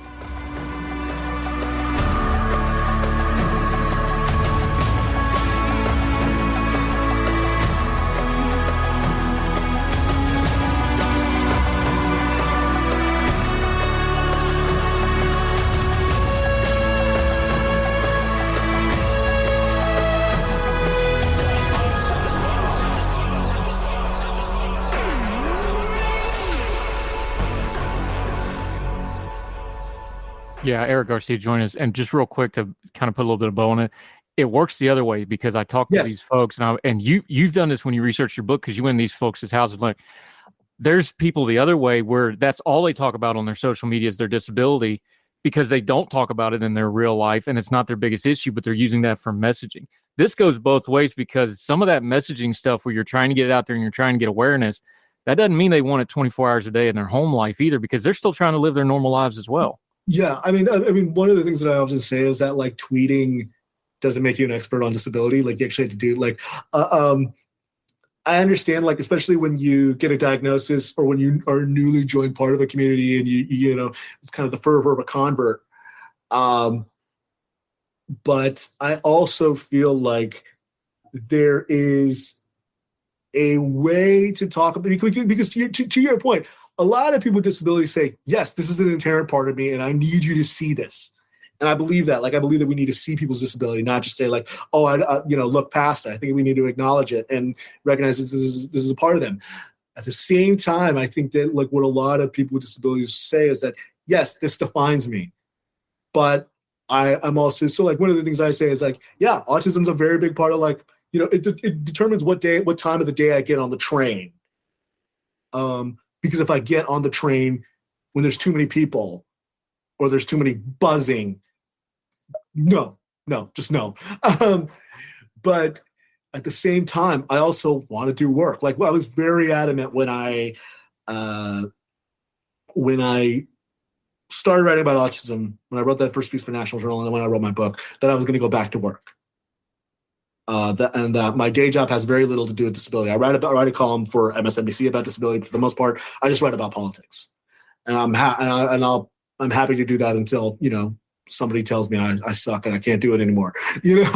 I think that's the other part of it, is that people with disabilities also want to be judged on their merits. They don't want, plenty of people want it acknowledged, want it accommodated, and then want to be treated like everybody else. So I think that generally, again, this is the point that I want to make, is that campaigns are inherently difficult. It's inherently difficult to make a campaign your avatar for talking about larger things, because like, I guarantee you in 3 days nobody's going to be talking about that. Like, or once the election's over, nobody's going to be thinking about this one way or the other. And I worry that just the same way that kind of parachuting in by a lot of people who don't understand it, a lot of reporters who are just parachuting in to do it, as soon as they leave, that doesn't do them any service either, because a lot of people with disabilities aren't going to have that. So I think that if there's anything that the media can do with this, there's anything the press can do, it's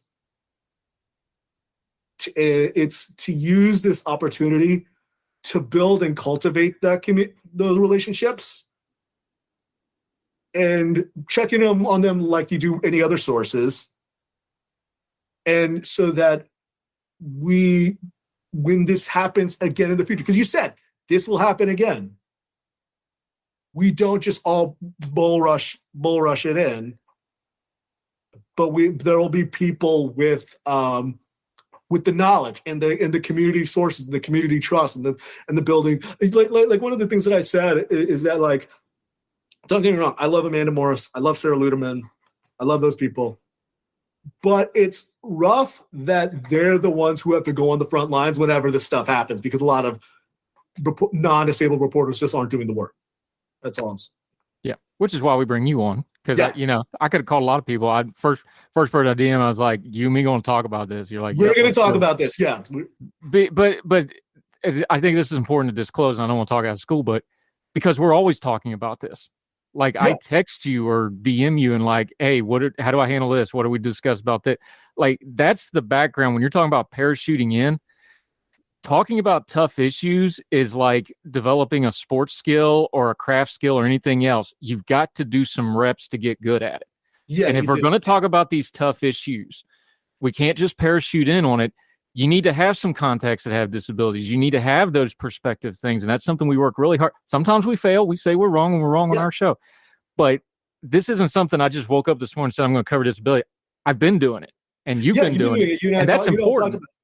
You and I talked about it. And it was like, I think that one of the best pieces about this was the New York Times piece that Maggie Astor, who I know she's had some mental health issues, but like, I don't know if she's physically disabled or anything. I can't say, like, I'm not going to be the judge, but like, because, she's built those sources, and she has that trust so that she knew who to call once the debate was over. So if there's anything good that could come out of this, it's reporters building those sources so that, and building just like you do in cultivating any other beat, so that when this stuff comes up again, we're not having this frenzy that really just, my whole feeling when this whole thing happened was, and my feeling about this is like, whenever disabilities in the news, I'm like, again, and I think I've tweeted that, just like seeing how it's being discussed, and I'm like, we're doing this again, Yeah. So I think if there's anything good that comes out of it, I hope it's that. Yeah, we learn about people when you have a viral story like that, when you have a crisis like that. You saw who was scattershot and didn't know what they were talking about real quick, and those are the things you need to mark and pay attention to, and then figure out who does know, because whether they did their homework in crisis because they don't have time to go look it up. They just got to react to it. That's why I'm talking about. You don't have to be a reporter for this. Like, just as a news media consumer, this is what you should be. You should have a basic working knowledge on certain things so that you don't get sideswiped and you lose your bearing and don't know where to go on a tough story. And then, by the way, you notice I didn't do this show yesterday, the day after it happened. I waited a day. Why? Yeah. I wanted to put my own thoughts together on it, even because I had a strong reaction. I'm like, nope, I'm going to wait, let it breathe, then we'll talk about it. That was the thing because I knew I had a strong reaction to it. And what I did is I kind of cooled down. And then what I did is I listened to people who I know are more knowledgeable about me. A lot of people because like my dad, God bless my dad, he says like, well, you're kind of an expert about this stuff. Like he was talking about this when I was back home, not about this, but about something else, there's this really stuff.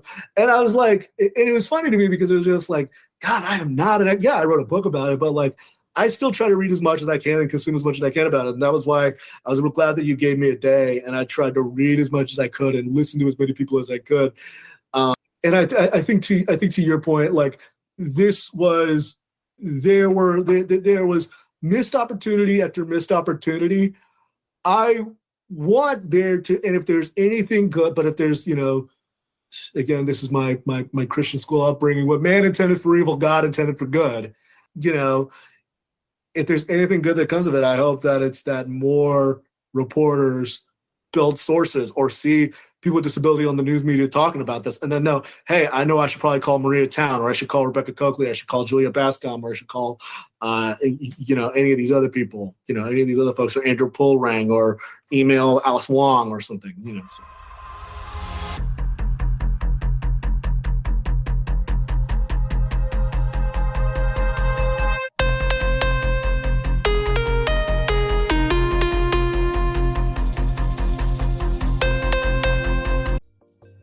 Folks, if you've listened to the Heard Tell program, you've heard our friend Gabriella Hoffman, but you need to make sure you're checking out her podcast, District of Conservation. It's a podcast exploring the nuances of true conservation efforts from DC and beyond. From topic discussions to exclusive interviews with conservation and energy newsmakers, Gabriella keeps listeners appraised of the latest news stories while elevating important voices.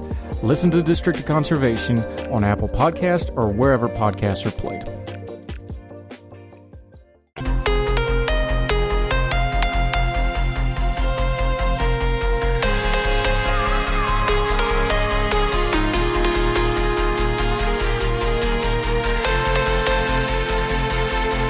Eric Garcia, that's why we talk about this tough stuff with you, man. I appreciate your insight. Another tough topic. One of these days we'll just talk about ice cream or something. We just did pie with RJ the other day. I'll get you on for something easy for 10 minutes. Tell people where they can find the book. You do a column for MSNBC, your day job. You write all kinds of stuff for the Independent Congressional Reporter. You're going to be busy the next couple of weeks, and especially in the spring. Enjoy your Christmas, because that might be the last time you breathe until probably April or May. No, I'm looking forward to it because, like, my mom, I talked about this. My mom, like I say that, like, my mom worked at Macy's, for a long time, and so, like, I knew from like middle of November to like the beginning of January, I wouldn't see my mom that much, like a lot, just because she was making everybody else's season merry and bright while she was busy, and But now that she's out of the retail business, I get to spend Christmas with her, so I'm looking forward to that. But yeah, you can find me on Twitter at Eric M. Garcia. I think that what I want to say with the disability community is, I spent a lot of time covering it. If people listen to this, I hope that they correct me where I'm wrong. And I hope that I did a good job summarizing what I've heard, because I've just been trying to hear what people have told me. And I hope that I did a good enough job. So, that's what I was trying to do. So. You rarely regret gaining more knowledge and using a little empathy. And especially on tough issues like this, that's what we do. Eric Garcia, you're the best. We will link to all this stuff. We're going to link to some of the pieces we discussed too. Suderman did a Twitter thread that I sent out. She wasn't talking politics at all, just straight disability stuff that got some people worked up. We're going to link to stuff like that. Do your homework on this thing, because you need to read a lot of different viewpoints on this stuff. Yeah, Sarah, like, I really hope that she said that it's tentative, but I really wanted to get you on the show. So. Yeah, I hope so. Eric Garcia, you're the best, my friend. Thank you for the time, sir.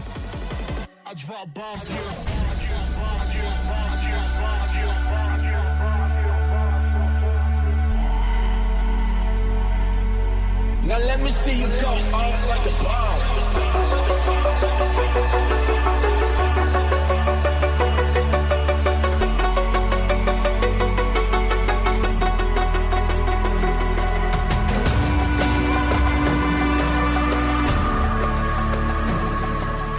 And that'll do it for Heard Tell. As always, love to hear from you. heardtellshow@gmail.com. You can send us an email, Heard Tell Show on the Twitter. You can DM us and follow us there. Also, my Twitter handle for the Fire and those of our guests is always in the lower third graphics.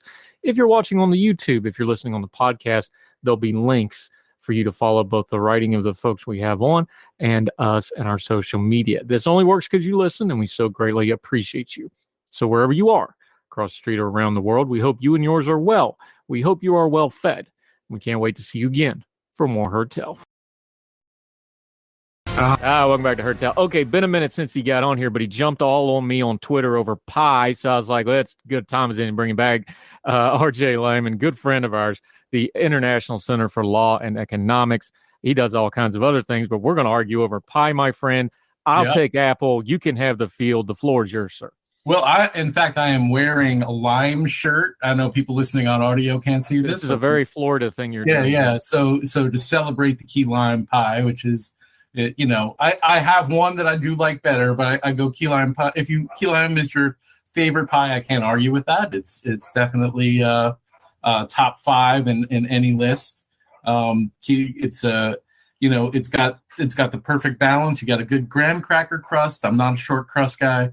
Graham cracker crust contrasts with the brightness of the key lime and the condensed milk, and then a little.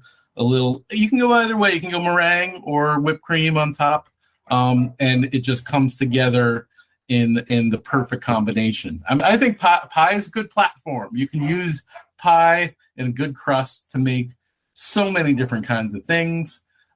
Cake, cake is there's a frosting delivery mechanism, and that's its best purpose. Otherwise, cake is kind of bland, kind of dry.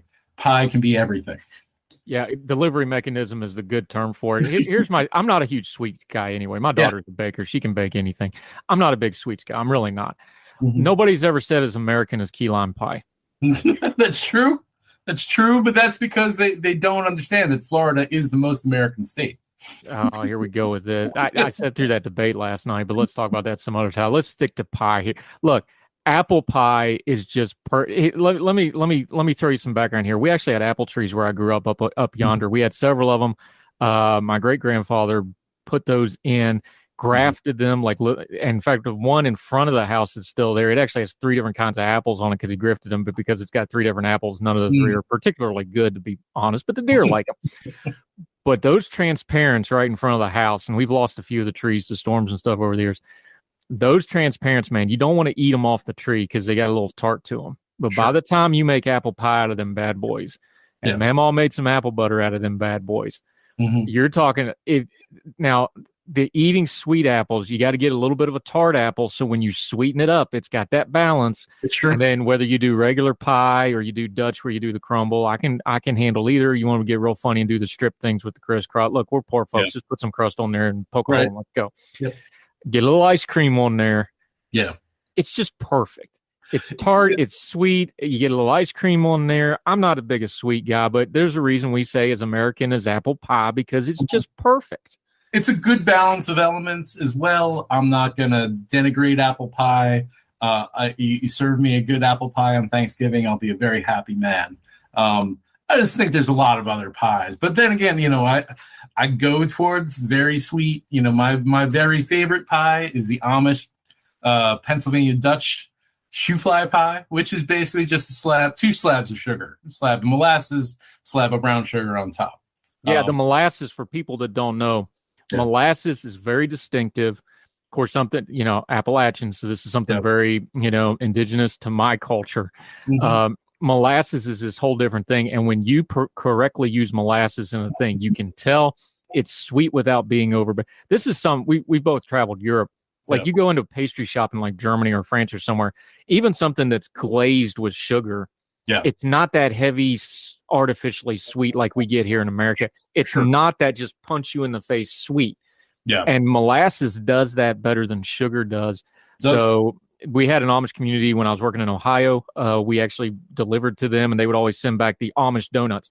I'm talking just a dough ball the size of your fist covered in that. It looks really super sweet, but it's not. Yeah, and that stuff is so good. Good call. And to do it right, to do it authentic, in fact, they don't use, so molasses is a kind of what the Brits call treacle. We don't use that word very much here, but technically molasses is dark treacle. They're in Pennsylvania, you can't get it everywhere. They're golden syrup, which is light treacle. They call it turkey syrup. Turkey syrup is the most common brand name. That is what you're supposed to put in a shoe fly pie. You can get it on the internet if you're going to try to make it at home. If not, regular dark molasses works well too. I don't have any truck with using dark molasses. But if I want to give the authentic experience, you're supposed to use turkey syrup. Now, I have to do a shout out here because she does listen to the program. I know this because there's a phone call situation to make sure it's working, usually to get her on the Facebook feed to watch the program. But Aunt No, I love you.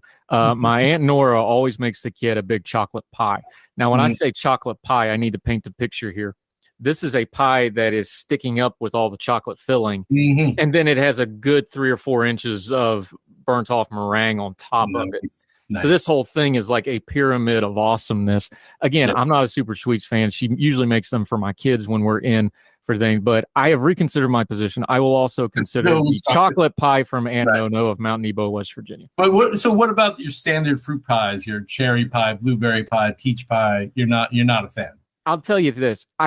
Blackberries are awesome unless you grew up rurally and actually have ever gone blackberry picking. Which is, I think, Dante's 8th or 9th circle of hell. When you're a little kid growing up in West Virginia and you got to go blackberry picking, understand these things are not normally on the side of the road. Right. They're out in some pasture on some hillside surrounded by thorns, some kind of wild creature that wants to kill you, usually a couple patches of poison ivy. Odysseus did not have to go through half as much as us kids growing up had to get blackberries. That kind of burned me on black. Look, number one, full disclosure here, I've got major GI issues, so I'm not supposed to have citrus anyway, so I got to be careful with berries anyway, so a little bit of bias here. I've never been a big berry guy. I don't I know I talked tart and sweet. I understand the flavor profile. Y'all know how much I love to cook and food. I get it. Dessert wise, I've just never been that much of a berry person, especially the really sharp stuff. Obviously, lemons and stuff you use with the flavor. I've just never been a berry guy. I just never have been. It's just personal preference thing. But I get it. I understand, berries and cream, you're already halfway to a pie right there. People go to brunches, a mimosa is basically a liquid berry pie. Let's just be fair with alcohol in it. I get it. It just ain't me. If you want a balance, good balance of sweet and tart, I think a really excellent pie is a strawberry rhubarb. Strawberry pie on its own, like a strawberry cream pie, even for me, that's a little too sweet, a little too cloying. Rhubarb on its own, some people really love it. It's tart, it's a little bit astringent, a little bit bitter, but you combine the two in a strawberry rhubarb, and that is you got all the flavors, all the balance right in one spot. Yeah, I get the berries because look, the key to food is balance, especially when you're putting something like a pie. That's one of the reasons I don't like cake. You actually opened up with this. I'm not a big icing guy, so if all I'm getting is icing when I eat your cake, then you've already lost me. And I get it, people like icing, but it should be the end note crescendo, not the first note that punch. It's not a James Brown thing. Hit it on the one. If I'm getting icing first and that's it, you've already lost me. Yeah. Pie, cake, confections, bigger. You got to balance those things out. And this is why it comes back to apple pie for me as being my favorite, because that thing just balances so well. If you do it right, you do the crust. The crust is so important, by the way. You got to get that flared lakey. It's like making biscuits. You got to get them layers in there. Got to get that cold butter in there.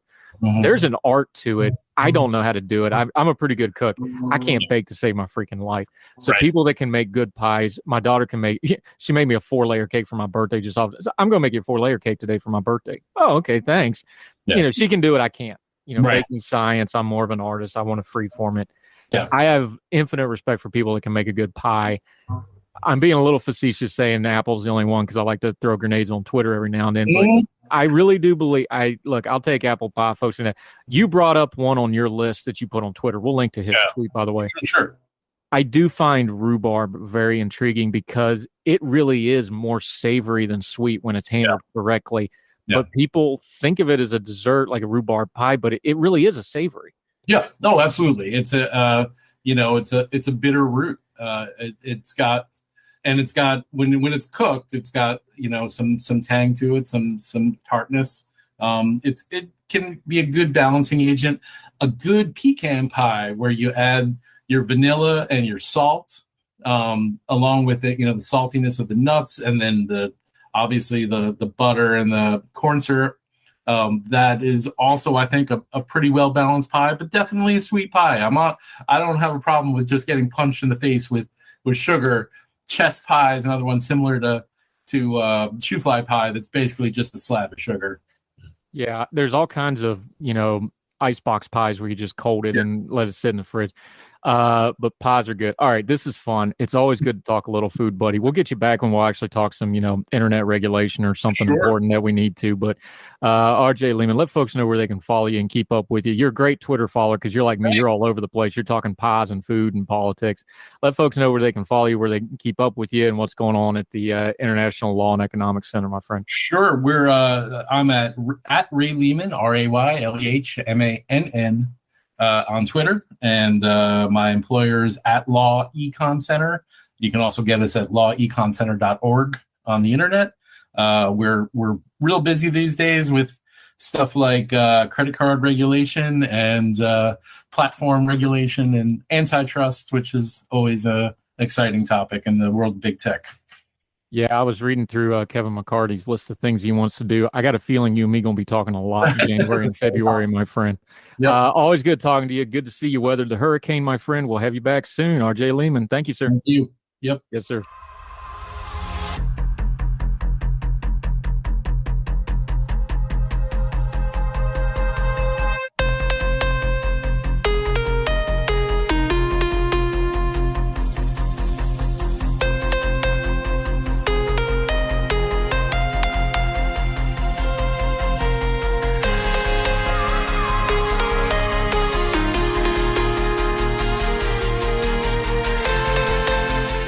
Oh, welcome back to Heard Tell. Amanda Griffith's with us. We're going to do something fun with her, though. We usually hit her up for really serious, heavy topics because she's one of these real smart people with letters after her names. But this one's going to be fun because you're well-versed in the classics. I grew up in a household with a, Greekophile dad, so I had to learn my classics growing up. This got posed on Twitter, and I think you're the perfect person to ask about this because we were debating it a little bit. I will credit it where credit is due. Moses, Isaiah 545 at the Twitter, asked this question: does America have a national epic? And they listed a few things here. Of course, ancient Greek, you have the Iliad and the Odyssey.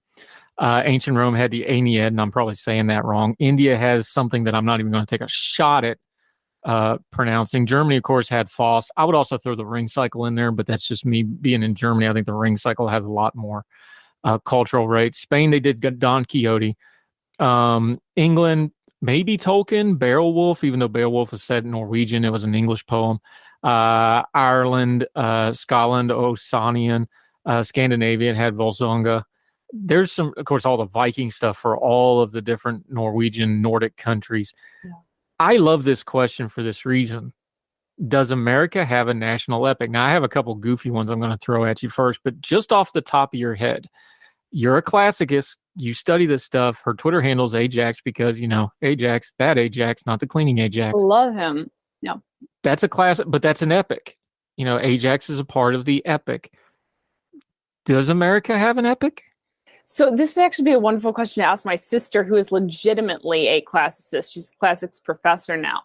But we don't have her. We have you. We don't, and I'm definitely not her. But what I would say is that technically no, because America was founded after the epic tradition really had its heyday. You had, it really sort of died out mostly in the medieval era, and even that is very, very late. I'm talking about, then that's when you would have things really being written down and transcribed. So America doesn't have a national epic in that technical sense, no. Also because it's a America, despite what some people might argue, doesn't have really doesn't have blood ties to the soil the way that a lot of areas that do have epics will typically have. So it's not as though there's this people that comes from this land that are given and that are given this land to then rule it. As you would see, typically an epic sort of explains how that all goes down. So it's not really the proper country. This is again the stilted academic answer. It's not the proper country to have an epic in that sense. All right, I agree with everything you just said, but I'm going to pitch you one anyway, and I'm going to bend the definition a little bit because we're American. We just remix what everybody else does anyway and make it better because that's what we do. Let me pitch it to you this way, okay? Mm-hmm. Everything you said was true. This was after the epic period. But if you go to the 1800s, especially the mid to late 1800s, that's when a lot of our modern take, and I know I'm stretching modern, but that's when a lot of the modern kind of classical revivalist stuff was written. Sure. Right? Yeah. Was in the 1800s. Every 150, 200 years, all of a sudden everybody pays attention to the Greeks and the Romans again. It's like a cycle throughout history. There was a cycle in the 1800s and late 1800s where all these philosophers started digging through the Greek stuff again and the Roman stuff again. So let me pitch you this one because it doesn't fit perfect. But we kind of had a big deal happen in the mid 1800s, right? We had our Civil War. And that is the one point in American history where all those divergent balls hit. Of course, it was inflammatory. We had, hundreds of thousands of deaths. We had just ripped the country apart. But from that point until now, I don't know of anything else that has shaped our nation more, that has had more writing about it, that has more historical significance, that has more cultural significance. I think if you had to pick an epic and it fits that time period where people started talking about epics and classics again, and it happened in real time at that period, I think that might be the closest thing we have in the American national consciousness to an epic is the American Civil War. I think in terms of the national consciousness, you're correct. As you're talking about that era, by the way, and then this is not directly that era per se, but I was thinking you certainly do have these folk tales, right? That I think might fit the mold in some regard as an epic.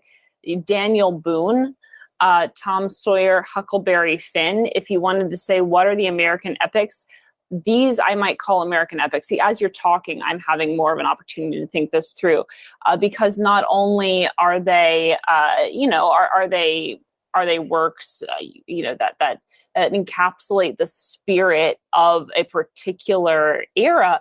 They sort of encapsulate the spirit of a country, right? So again, Tom Sawyer, Huck Finn. All right, this is classic when you think all America and you think pull yourself up by your bootstraps, that kind of thing, spirit of adventure, rugged individualism, all of that. You get that with these characters. Now, when you talk about the Civil War, it's interesting because that is, you're right, that's an oral tradition. Yes, people have written things down about the Civil War. You have Civil War diaries. I think what would need to happen to consider the Civil War an epic in and of itself would be a little bit more codification of a narrative. Because when you go through, there's a lot of dispute about what happened during the Civil War. And I'm not even talking about, what caused it, what were the factors. There's just so much at play. So when you say the Iliad, the Odyssey, these are epics. Well, the Iliad, that's taken from the Trojan War, but you don't say that the Trojan War itself is an epic. So I would say that the Civil War provides fodder for epics. And I'm not disagreeing with you per se. I'm just saying to refine the answer a little bit. Various accounts of the Civil War perhaps might be epochal, might be more in that vein. But so I'll see your answer, and then I'll also kind of modify mine a little bit and say something like Tom Sawyer and Huck Finn would be good American epics. I haven't seen this question. I imagine someone might have answered that. But they did, and okay. I take your point that if you want to make it fit, making that like the Trojan War, which is what most of the Iliad and Odyssey was revolved around, was either going to and coming back from the Trojan War. I think that works too. The criticism, of course, is going to be that the problem with a Huck Finn and things like that as a national narrative is it leaves out a lot of our national narrative. It leaves out the mess that the Civil War is. It leaves out the massive influx of immigration after the westward expansion that changed our country. Right. It's let's be fair, the criticism is true. That's kind of a sanitized whitewashing version of American history, which of course epics are like that because they're told to be good stories. Yeah. So that's why I kind of went to the Civil War first, because that's the only one where everybody knows at least a little piece of it, but it's still messy enough that you can get real history without all the mythification. Not that there's not a lot of mythification around the Civil War, but I take your point. I think it works better as the Trojan War comparison than an overall epic, but that was just the first one I thought of. Let me give you a couple that are a little sillier, but I think they're a little fun. Okay. These of course don't fit, but as a genre style, somebody brought this up. I thought this was actually interesting because this is kind of an ethos thing. Westerns, which are kind of uniquely American, at least in cinema especially, they have some epic traits when you start thinking about things like how the Western, it's kind of uniquely American. It's that spirit of adventure kind of stuff. It's not a perfect square peg in that round hole, but I could see that. Yeah, no, I think Westerns, and they're a lot of them are structured kind of as epics. They're supposed to be. A lot of the old Westerns, I think, are probably, there are a couple, aren't they, that are supposed to be modeled after the Odyssey or what have you.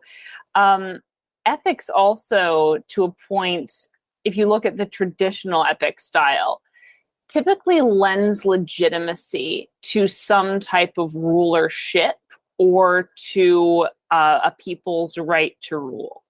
So if we think about, does a Western or do any of these things we've mentioned back and forth, do those lend legitimacy, maybe not to institutions of government, but to a particular way of being that we consider all American?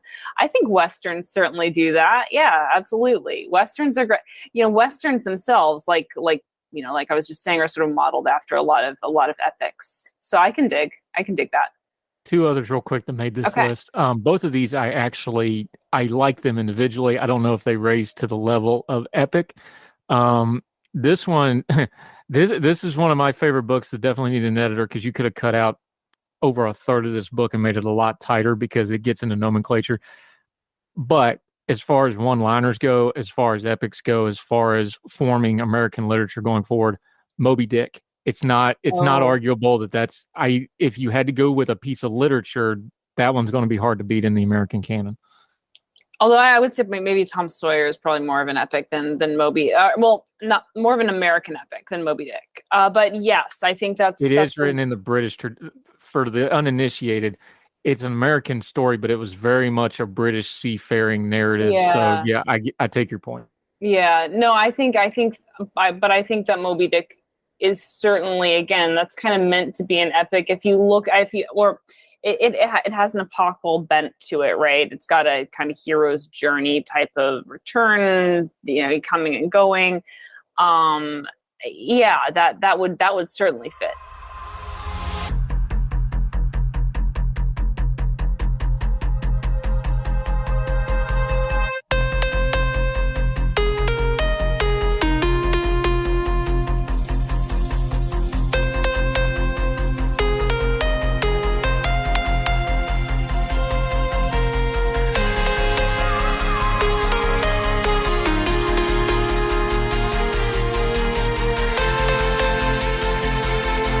All right, this one's a little more obscure, although people will know the one part of it when I say it, but probably a lot of folks don't realize it's actually part of a larger series. I'm going to preface this by being honest. I've actually read the original book. It's unreadable. It is utterly you cannot read it without a modern translation of this, even though it's written in America in English, because it's unreadable. The Last of the Mohicans, it's part of the Leatherstocking Tales, but if you're going to go to foundational myth making for a people and a culture and a country, that's probably about as close as it gets as foundational myth making as the Leatherstocking Tales. And of course, the most famous part of that is the Last of the Mohicans narrative. Yeah. That was, I think that one's a pretty good one. That's a very good one. That's a very good one. Again, all of these fit, right? They all fit in different ways that I think are really cool. And again, like American syncretism. So no, there isn't one grounded, solid American epic, but there are a whole bunch that if you compile them together, as we've been doing, you get these core themes that come up again and again. And I think do not only shine a light on certain aspects of the American spirit, you'd call it, but also legitimate it and say, this is a really cool thing, and applaud it and praise it, and also critique it in interesting ways. Shine a light on maybe some of the more difficult or challenging aspects of the American spirit and the American story as well. So I think these all work when you put them together. Just like, again, this unique blend of ness that becomes American ness that is so wonderful. Yeah, and on that one, I think this one, at first I was kind of like, and then the more I thought about it, the more I thought this actually really, really fits, because it goes into the one I started with, which was the Civil War. This was a precursor to the Civil War. So if that's going to be your Troy narrative, if you're going to have an Agamemnon, you're going to have something that predates that. Uncle Tom's Cabin, Harriet Beecher Stowe. It was actually called Life Among the Lowly, was what it was actually called originally. 2 volumes. This really cranked up the social consciousness on a lot of levels. The more I thought about it, the more I looked at it. Yeah, that one fits. That absolutely fits. I think that's a great one to add to the American canon for a number of reasons. And I mean, to the American epic canon in particular that we've been making up just now, that absolutely is a powerful one. And I'd include that for sure.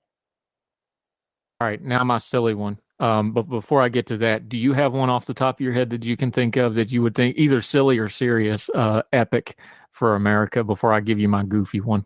Again, I'm gonna say Tom Sawyer, Huck Finn, And I don't know if there's a silly one that I have. No, I want to hear yours. Let's go for it. All right. Odysseus was a piker compared to any American trying to find a McDonald's ice cream machine that works during peak hours. Odysseus is a piker no matter what, man, but that's perfect. That's perfect. That's like someone that is our Iliad, is trying to find during peak hours an ice cream machine that is not in its maintenance cycle. I thought they were always all like in their maintenance cycles. I heard there's a reason for that, and it has to do with shut them all down like for a couple of regulatory weeks. failure. It's a conspiracy, man. No, I heard that there's some weird reason that McDonald's ice cream machines are always in their maintenance phase, and it has to do with the fact that, and it's sort of like, it's actually not the government directly, it has to do with it, but it's a lesson about how centralization always fails. Someone should look this up because and read about it and think about how this is a metaphor, because I can't remember off the top of my head. But yes, that would be an epic, and someone should write it, and someone should write the movie for it as well. And if anyone wants to write a part for me, that'd be great. That might be one of my if I go down for surgery for a while, that might be one of my hospital things. I might have to write up the epic of the ice cream machine. So we may have to do that. All right, Amanda Griffiths, this is a little more fun topic, but epics are important. National ethos is important. I thought this was a fun topic. I knew you'd be the perfect person to ask about it because you are well versed in the classics. So I will end with this, since he is your favorite. Who would the American Ajax be? Ooh, I can't say me. No, it can't be you. No, I was joking anyway. No, who is the American Ajax? Here's the thing. I think part of why I like Ajax so much is because Ajax has so many American qualities that I would identify as being very much American and individualistic. There is pride, certainly. There is this sense of self-determinedness and sense of individualism. Salvation's light is in the work of our hands. There's, the sense of your spirit leaps at a challenge. Your spirit leaps at the opportunity to prove yourself. Who's the American Ajax? I almost said someone like Elon Musk. He's not even American. I think, and Elon Musk's more of an Odysseus type of fellow anyway. Got you. Yeah. I'll take a stab at it. Okay. If he gets killed at San Juan Hill, Teddy Roosevelt. Yeah, I was actually that Teddy Roosevelt occurred to me. But he's got to die at San Juan Hill, at the gates of Troy. He can't do the rest of it because then it doesn't fit anymore. Yeah. But if you have him just where he self-made himself, a vigorous life, all that, the bully stuff, that would work. Because he fits all that. Not physically, obviously, he wasn't the imposing figure with the Warhammer. But mentally, rhetorically, attitude-wise, he jumps off the page at me. There'd probably be some other ones more physical, but that's the first one I thought of. You're not going to believe me, but he was also the first one that I thought of. I tried to go for someone more contemporary, but yes, I think he's a great one. He's a great one to sort of say that's the American Ajax. Yeah. This has been fun. I'm glad we did this. Thanks for making the time for me. We'll do more. We're going to have to do more classical stuff. Yeah. Fun, but thanks for Amanda Griffith. Me. Yeah, definitely. Amanda Griffith. Let folks know where they can find you until we get you back on Heard Tell again, which will be often and frequently because we love having you. Yes, and I love being here. People can find me on Twitter at Ajax the Griff. That's how Andrew knew. AJAXTHEGRIFF. And you can also follow me at my contributor page at Young Voices. That's young-voices.com. You scroll down, or click on contributors. You'll see me, all the work that I've done with Young Voices published through them, as well as media hits. Always love to engage with folks. So on Twitter and also young-voices.com, my contributor page is there. We'll have to get you some kind of Warhammer animation, like when our budget gets high enough. That'll be fun. Please do. I don't know what your personal gates of Troy will be, but please avoid them because we want you to hang around for a while longer. Yeah. Life is just my gates of Troy. I don't know. Stay away from Hector. All right. Amanda Griffiths, always a pleasure, man. Thank you for the time. Thank you so much, Andrew. Yes, ma'am. see you go off like a bomb.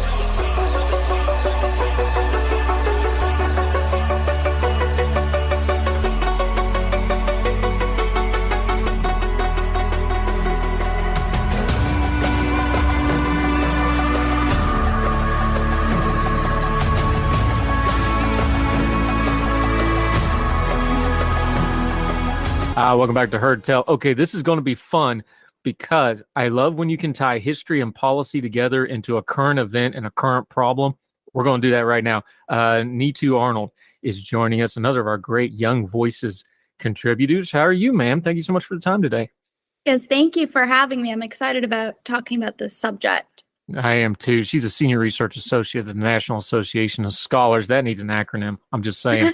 And she's the author of Priced Out: What College Costs in America. But we're going to talk a little policy here. You're in the Wall Street Journal. Great get. Congratulations. Still haven't heard back from them yet. I'm available. The title alone gets my attention on this. A Cold War program gets hijacked. We're going to talk about the National Resource Centers. Let's start big picture before we zoom in on the National Resource Centers, though. This is not a new phenomenon where we have Cold War programs, Cold War policies, frankly, Cold War thinking that has zombified and still lurches forward today, along with some government funding and the bureaucracy that comes with it, is it? No, not at all. And I think this is a perfect example of a program that was conceived under an emergency that has outlived its purpose. And again, with the National Resource Centers, they were founded as a Cold War emergency. This was in the height of the Cold War. Sputnik was launched by Russia, or the Soviet Union, actually. And at the time, Americans did not have sufficient language knowledge or science or mathematics at the time. And so there was a lot of interest from the government to educate Americans in foreign languages, in math, and science. And so that's how this program came to be. And so it was really about specifically for the National Resource Centers, it was about developing language knowledge and expertise on different areas of the world. So far, what I've said here doesn't sound very problematic. It doesn't sound controversial, but over the years, there's been a mission drift for these centers. And what I documented in the Wall Street Journal piece was that a lot of these centers are now focusing on issues that are either unrelated to national security or the topics are not that important and, in fact, sometimes malicious. Yeah, Neetu Arnold joining us. It hits me, staying big picture for just a second before we get into the specifics of the NRC. Everything you just said, you could swap out the Soviet Union and say China, because we've been discussing over and over again. It's like, well, China is so far ahead of us on the intellectual and academic front. They're punting out, and you can pick whichever number you believe, so many more, scientists and so many more of the higher ed people than we are. So on the surface, this is not a problem that has gone away, but that's not what these things are actually doing. And it sounds good. Hey, we need to have more knowledge of the rest of the world. Absolutely. We need to have a strong academic core to pull things like government researchers, things like government diplomats. The concept is good. Where did the concept lose track of what's going on in the real world, especially as the world changed from the Cold War to the War on Terror era to now where we have real world things like the Chinese, where they're an adversary? Right. So I really think the mission started to change after the Cold War ended. And this was a problem that many of the scholars working at these centers realized, that once the Cold War ended, the mission of the centers also ended, and there was concern that many of these centers would close. And so in the 90s, the early 2000s, there was discussions of rebranding the centers to focus more on, quote, international education. Again, they thought that maybe people could learn more about the world. And there's not an issue with necessarily learning about different cultures or different customs, but its connection to national security is a little bit fuzzy. And this was the way to continue the importance of the program. And then, of course, after 9/11, there was increased interest, especially in Middle East National Resource Centers. And so, again, more government funding was pushed to those centers specifically. But again, there's so many people before me who have documented the bias of these centers. And after the 2000s, funding got cut to many of these national resource centers. But again, we've never really gotten rid of the funding. And my argument is that, well, it's time to cut federal funding for these centers. Yeah, me too, Arnold. Before we get into the problems, if it was a perfect thing that ran perfectly, which we know there's no such thing, especially when a government bureaucracy gets involved, what should they look like if they were functioning properly? Because it's kind of like counterfeit money. The banks don't teach people with counterfeit money; they show them the real money so they know what the counterfeit looks like. What should the real thing that works properly look like so that we know what these problems look like when we delve into them here in a minute? I mean, I think they should just teach languages, and they should focus on issues like security relevant issues to these areas with devoid from ideological activism. And that's what I really document, that's what they're doing now, that many of these centers are promoting ideological activism, primarily progressive or left-wing ideologies. So there isn't even a balance. So that's what I would say. It needs to not be focused on ideological activism. Yeah, but this is the reason it's going to have the ideology in it. Let's be honest here. This is going to be a role, the jobs that staff these things. This is going to be very academically heavy. The academic institutions are already leaning to the left for the most part. This is going to be bureaucracy heavy. We know the people in the bureaucracy lean to the left quite a bit. It seems like an inherently built-in problem because, look, we talk about the system and the bureaucracy. Well, the bureaucracy is people. And when you're drawing from that pool of people, just demographically, I'm not even knocking it, just math-wise, that's probably what you're going to get for the most part, right? Well, I don't think so, actually. I think these centers back during the Cold War, during that time, I think there was a lot more objectivity involved in many of the people in the centers. Even if they had one particular view, they were able to teach these subjects without inculcating their own ideologies. So I think it is possible, but we've clearly devolved from that. So in the context of today, I would say it's becoming a lot harder. Why is that? So if it changed, was there a single, now obviously the Cold War ended, so that was a major change, but that was, we're pushing 40 years on that now. What changed then that this has become more ideologically, to the left? Why did that change? Did the people change? Was it the circumstances changing? Was it a change in the funding system? What did it? Right. So I think some of it has to do with the people themselves and the normalization of including activism and left-wing ideologies in the coursework. And I think part of the reason is because of the New Left movement, which pretty much rose throughout the 60s and 70s. And many of those people were in college at the time, but now they're adults and they're in these teaching positions. So I would say that's one place for why this activism became involved with, or melded with education. I think there's also just more of a focus on oppressor versus oppressed. Those ideologies that have inculcated. And I think some of it also has to do with the funding. So at least for Middle East studies, what I can say is that they started to get more funding from, this is for certain centers, so this is not for all national resource centers, but for a center at Georgetown, for example, they were looking to foreign funders like those in Saudi Arabia, Oman, many of the other Gulf states, and they have specific interests. So I would say some of that would affect at least what the centers would teach, though I would say nowadays the countries don't necessarily need to tell the centers how to teach these subjects or what views to promote because the faculty will do it on their own.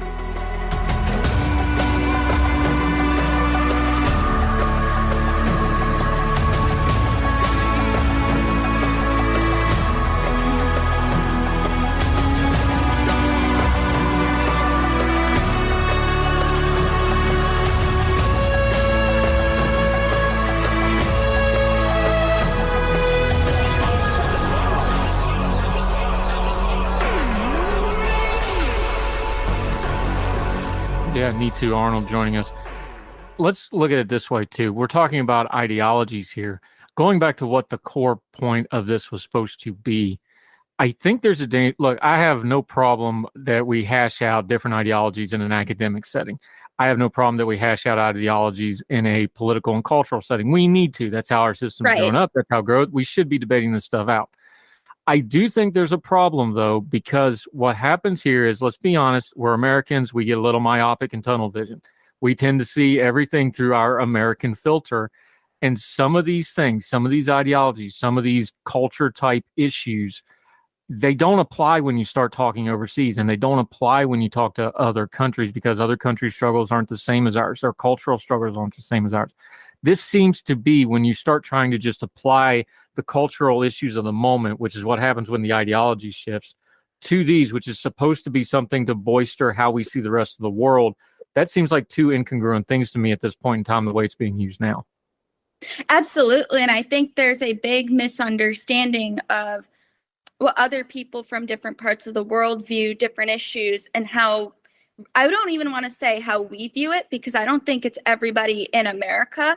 I think there are many people in this country who would disagree with the way the academic establishment has gone about these issues. And I thought a good example of what I saw here, this disconnect, was when Stanford University's Latin American Center, which again is supported through federal funds, it receives federal funds, decided to host a webinar on how we could use picture books to promote LGBT advocacy for Latinx.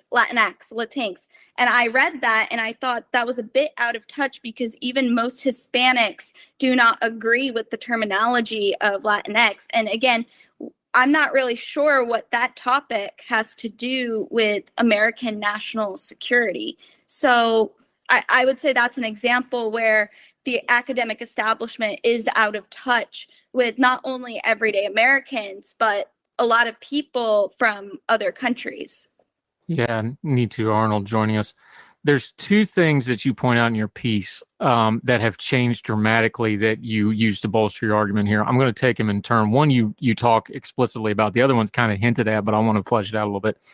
The first big change from 1958 is a pretty obvious one, because it's how we're talking right now. We have this thing called the internet now. Yes. 1950s, everything's still in books. Encyclopedias is the big thing. Very different environment, very different cultural environment, very different communication environment. The world is way more integrated. People's knowledge of the world is way more integrated. That's something that hasn't been updated in the way the NRC sees their primary mission, is it? I agree with that. And that's why I say that we're not limited to just the physical classroom or these national resource centers anymore. I think the internet, love it or hate it, it's been a way to connect people, and people who want to learn about different cultures could easily go on YouTube and watch some YouTubers. And I get that the criticism might be, well, there could be disinformation. How do you know what's true and what's not? And I think we have to have a little bit more faith in people that they can evaluate what's true and what isn't. You go on YouTube, if something is false, people in the comments will easily let you know. And I think it can be a good platform to see other cultures as they are, like in their actual environment, free from the political correctness of the universities. It can allow people to make their own choices, make their own, or come to their own opinions about the way the world works. Yeah, Natsu Arnold joining us. The other one, and you kind of hinted and talked about a little bit, but I want to really bring it out here, is we, the American people, have changed. We just had the new census data come out. Not only is what would previously be considered minority groups growing, the nation is diversifying very, very rapidly. And part of that diversification is, and you mentioned it in your piece, we have more at least bilingual, if not multi-language speakers than we've ever had before. You mentioned a couple of other places, the Education Department's Language Resource Center. The Pentagon's Defense Language Institute is considered an elite institution for decades. They're very good at what they do. It seems to me that there should be some recruiting of them. This could also fall into where we talk about the visa situation, where we get some of these folks into our country that can do these sorts of things. There seems to be multiple ways to address this, especially with a diversifying country, lack of a better term. we can do some of this in-house now, can't we? Yes. And again, I want to bring up some numbers here just to provide more context. So we do have more bilingual speakers in this country than ever before. In 2018, 67 million people were speaking a second language at home. Some of these languages were Hindi, Chinese, Arabic, which are all languages deemed critical by the Department of State. So I want to bring this up again. 2018, 67 million bilingual speakers. This is compared to 2000, where we had 47 million bilingual speakers. So 20 million increase. I think we could draw upon these individuals. You know, I think of people like my parents who are native, or they have native fluency in Hindi. And if you paid them enough to work in these positions, especially during dire times, there would be many people in my community, in other bilingual speaking communities who I think would easily take that job. So it's just about paying them enough, and the incentive structures should be there. But we're not in this dire situation of the 1950s where we don't have the internet, we don't have that many bilingual speakers across the spectrum of the various languages that exist. We have a lot of options nowadays. So I think the National Resource Centers, they really rely on the narrative that if we got rid of these centers, if we got rid of the funding for them, that we would be thrown into this knowledge crisis, which I don't think that would be the case.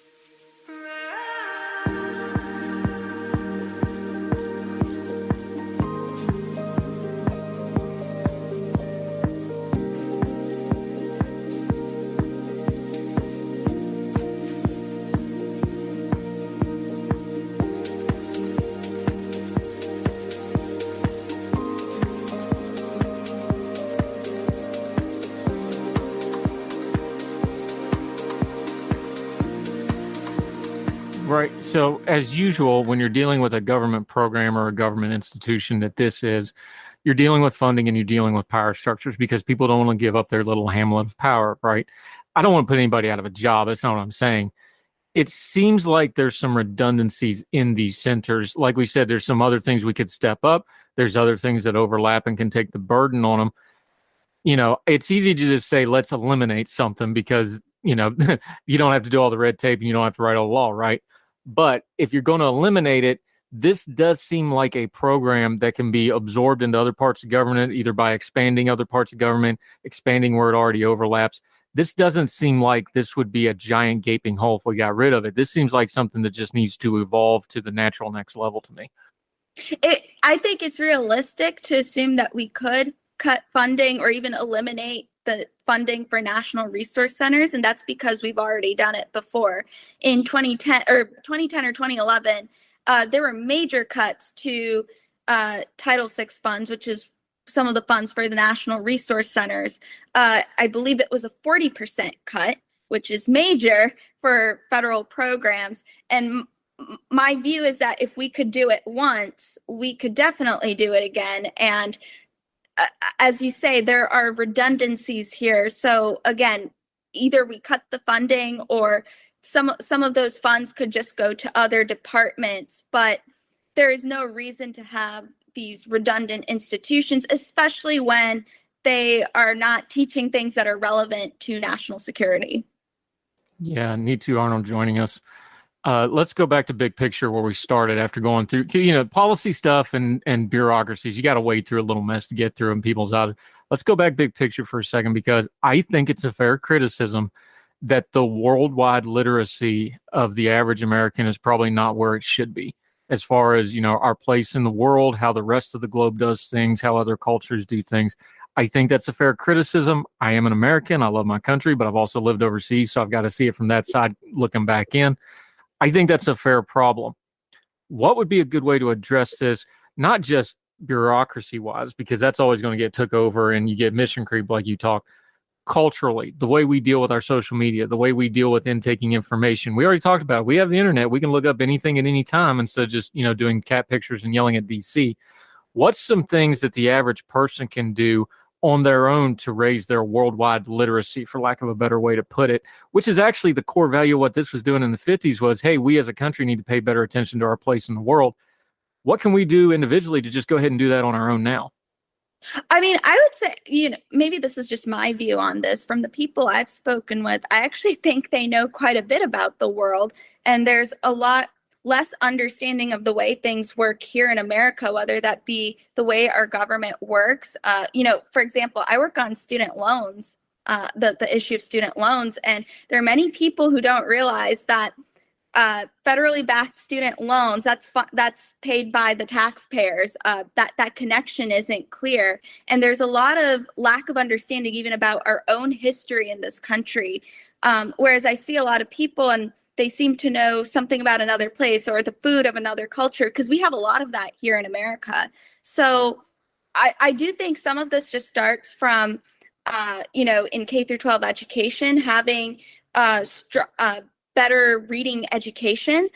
Part of learning about other regions in the world requires knowing how to read, and because you can read a lot of these things in books, on the internet, watching YouTube videos. I think YouTube is a great tool for this, where people talk about their experiences traveling to other parts of the world, and even people from other parts of the world will comment about their experiences. So I do think it's about having a stronger K through 12 education system and just more reading. Yeah, and I think this is one of those things where we bash the internet and we talk about all the kids are always online and stuff. Look, my two youngest are teenagers right now. I'm telling you, they're way smarter than I was, and they know more. And yes, there's a lot of silly on TikTok, but there's also stuff on there that piques their interest, and they go look it up and dig into it further. Cultural stuff. So I think this is partially a cultural change that, and our government is always slow to adapt to cultural change. But yeah, the generation coming up next, my kids' generation, they got no problem. If you tell them something, they go look it up and fact check you on the spot. So I think some of that might be coming. Just to put a cap on this, you wrote about the National Resource Center. We're going to put the piece up in the links. Wall Street Journal. Read the whole thing for yourself. She also has quite a few links in there that you need to click through. A lot of data on there. Read it. Make up your own mind, like we already said. Which would be the fix with this? Would this be a administrative fix with the bureaucracy? Would there need to be a piece of legislation? If we were going to pare down and or eliminate this and or fold it into other programs and somehow do it that way, what's the remedy here? Is it administrative? Is it legislative? What do you think? I think it's more legislative. That's what's been done previously, so I would think that's where the change would need to be. Obviously, in the shorter term, if we can't just eliminate federal funding for national resource centers, then the Department of Education should strip funding from centers, so individual centers that are not meeting the national security needs. They're either distracted, they are they're misusing funds for topics that are not even related to national security. That is something the Department of Education could do. Me too, Arnold. I love these topics because there's so many of these programs like this that they kind of outrun their original program, and they just keep going and going. It's the old Reagan line about the closest thing to eternal life is a government program. Here we got one of them. Could be useful, needs to be looked at and dealt with. We appreciate it when you bring things like this to our attention. We'll definitely have you back. Enjoyed talking to you. Until we get you back on Heard Tell again, though, let folks know where they can keep up with you, what you're doing, what you're writing, and how they can follow you. Yes. Well, thank you for having me on. And to follow my work, you can either visit the National Association of Scholars website, which is www.nis.org. And you can follow me on Twitter at NEETU_Arnold. Yep. And we'll link to all that. Make sure you follow her on the Twitter and keep up with all her writing and works. NEETU Arnold, I really enjoyed this. We'll definitely have you back. Thank you so much for the time today, ma'am. Thank you. Yes, ma'am.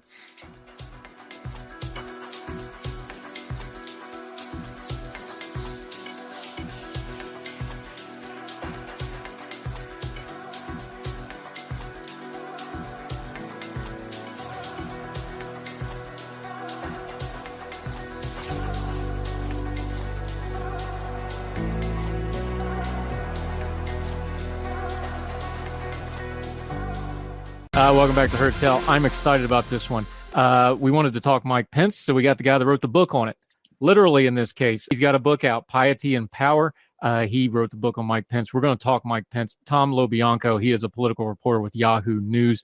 Good guy. Comes highly recommended from our mutual friend, Eric Garcia. So we'll say hi to him. How are you, my friend? Appreciate your time today.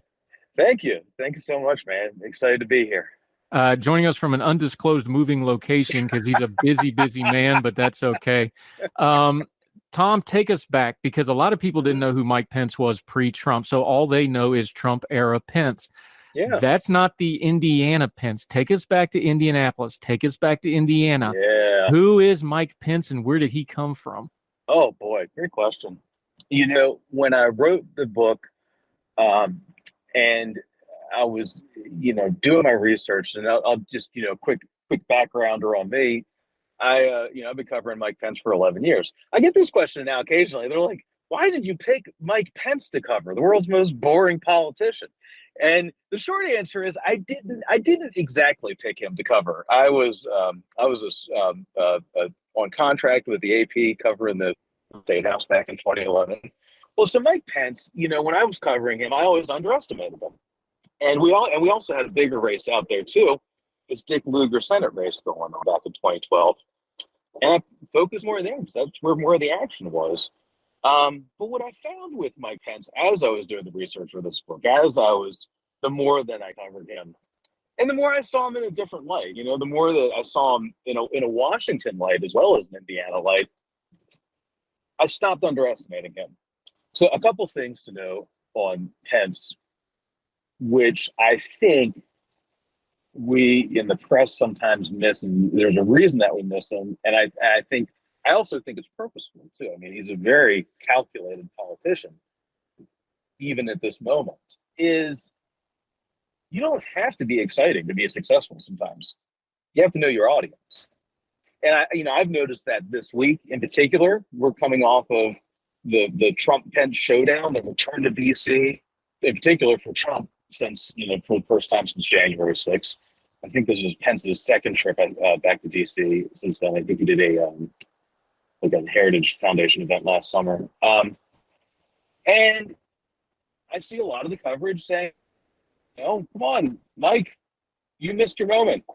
This was the pictures of the guy who was sitting in the loading dock, calling in the National Guard, calling in the military to put down what by all accounts it appears to have been the first attempted coup, federal coup in American history. Where's that guy? Where's Mr. Take Charge? And I've struggled with that. And I get that question a lot. And I think the answer is in his past. And the answer is in his communications and knowing your audience. Because that's not what sells with the Republican voters that he's going for right now. So what does sell?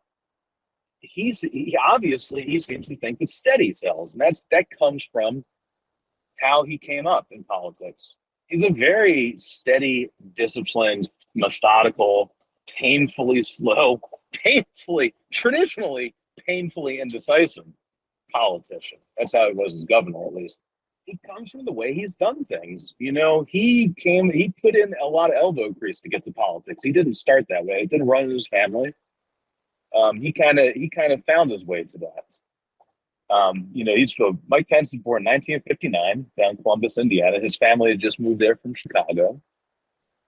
Father was a regional oil salesman for Keel Brothers Oil Company. The family had 4 boys in succession, and then they had 2 girls. His 2 younger sisters about 12 years later. So it's almost like, in terms of the staggering of the siblings, it's almost like 2 families, because the age difference is 12 years. It kind of captures the way Pence does a lot of politics. He's very good at morphing. He's very good at changing to meet the moment. The chameleon, more so than other politicians. Every politician is effectively a chameleon because there's a good reason for that. I mean, if you are being representative, theoretically, that those changes that reflects changing opinions. And it's a very benevolent reading of things. Let's put it that way. So Mike Pence is very good at changing. one of the things that he does to cover for that a little bit is he glosses the truth a little bit. And, not like Trump. Trump just lies. Pence has traditionally been better at traditional political spin, which itself is not great. He would always say on the campaign trail, I'm just a kid. I'm a kid. I grew up in a small town in southern Indiana with a cornfield in my backyard. And that was one of his lines. And I remember thinking, like, I saw Columbus. The first time I saw Columbus, Indiana, it reminded me of like Frederick, Maryland, a really nice, small to mid-sized city.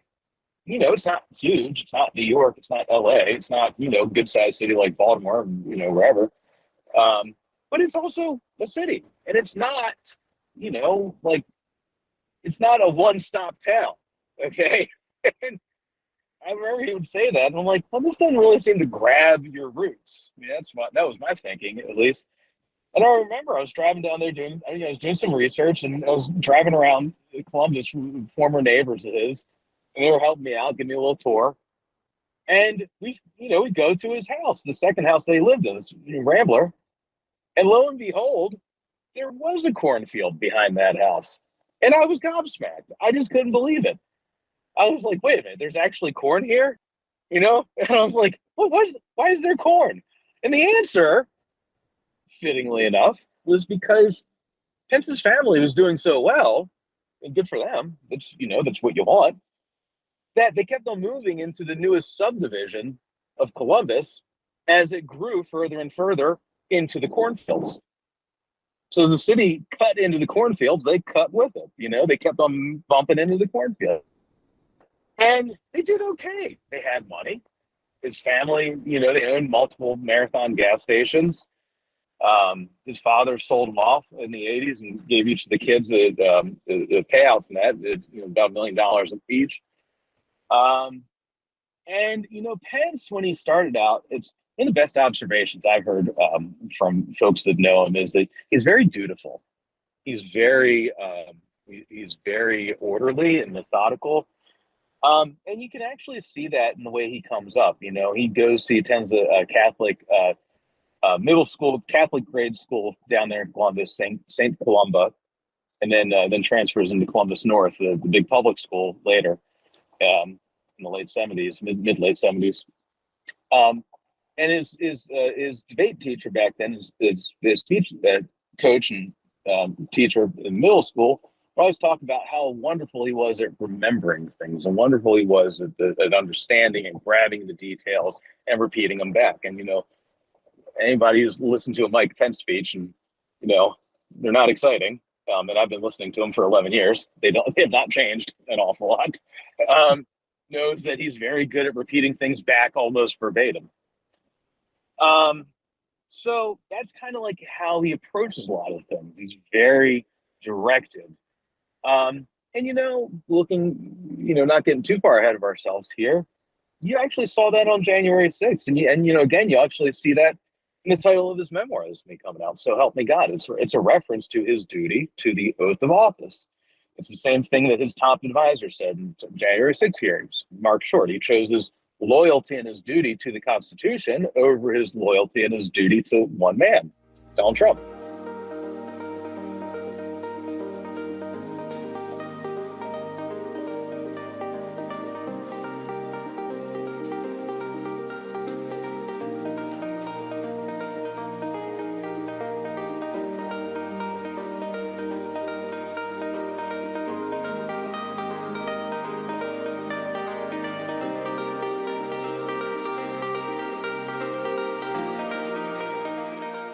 And I found a trend in his history where influential people would kind of push him in a direction.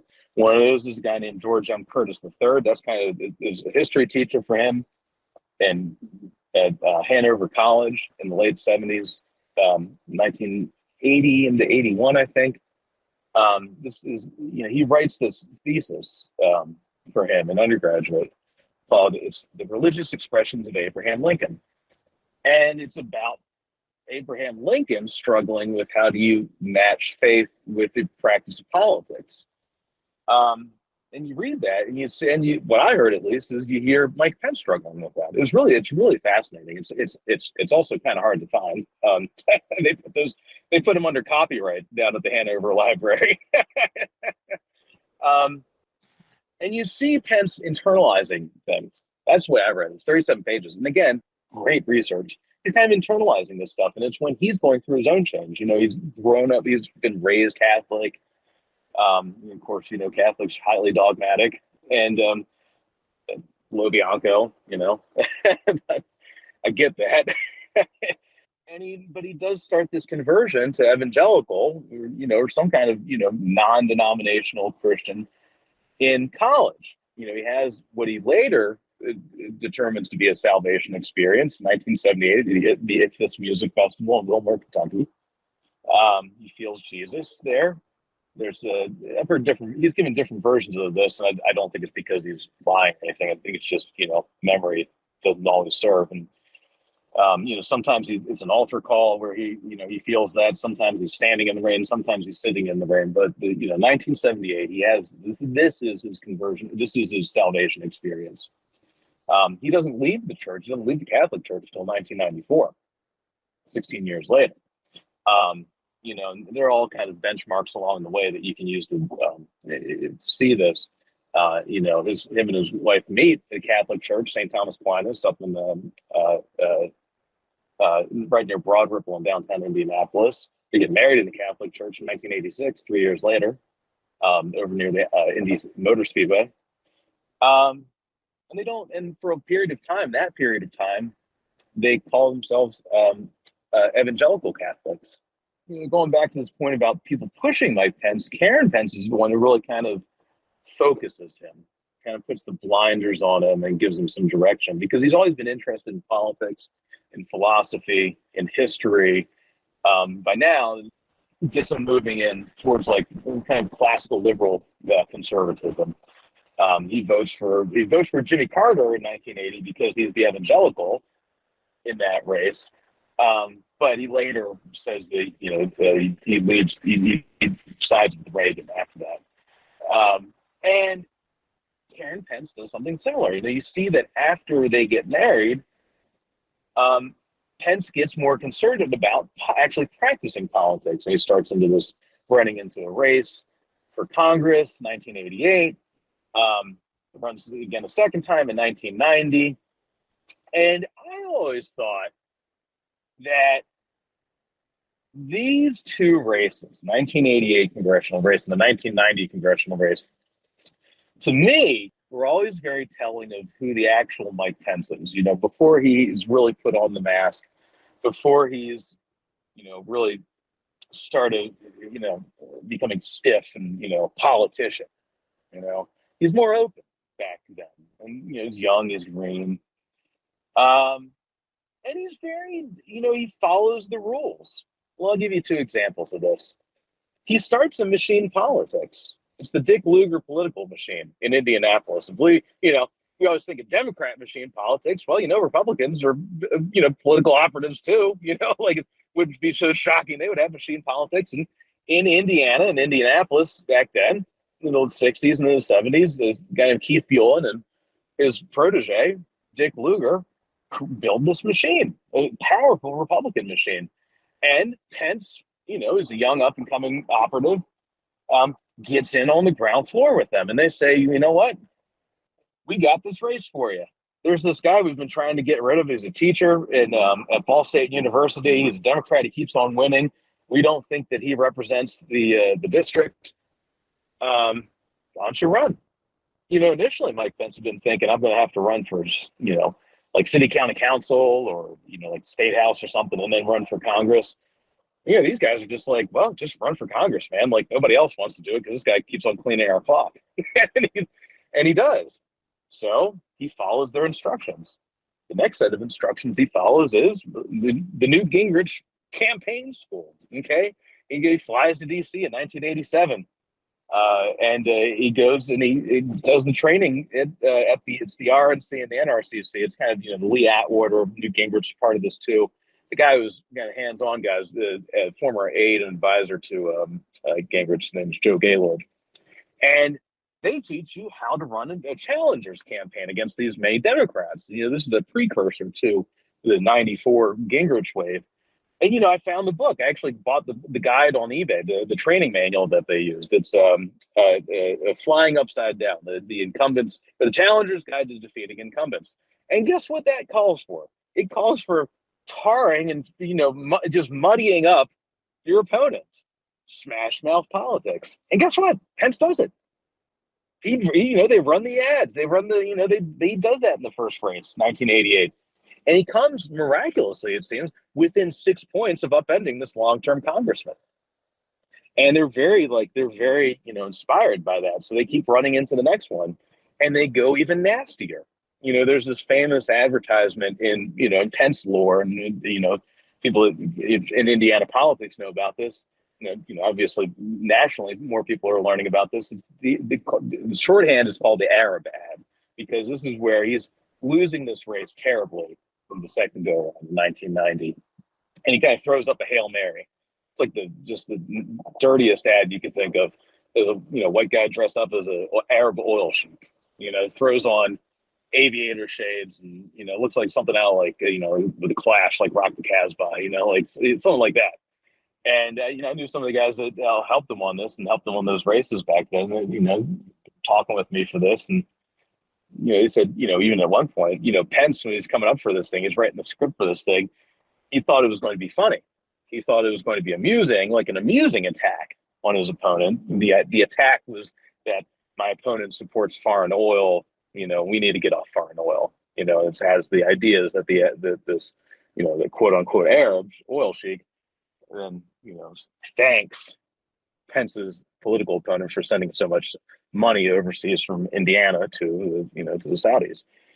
And Pence, when he's writing this, the initial draft of this thing, he wanted to have the guy have two pairs of aviator shades on, so that when he goes to take off the aviators, there's another one underneath. Just and I talked with Zogby Pauling, because he actually, believe it or not, man, back then, I forget which group he was with back then. I think it might have been before he was as known for the polling. But they pointed this out. They're like, my God, I can't believe you're doing this. Like, what? Like, come on. Number one, we fought this in the '88 cycle, and most people stopped this, And now you're 2 years behind the cycle. You're throwing up a Hail Mary, and this is incredibly racist. Like, what are you doing?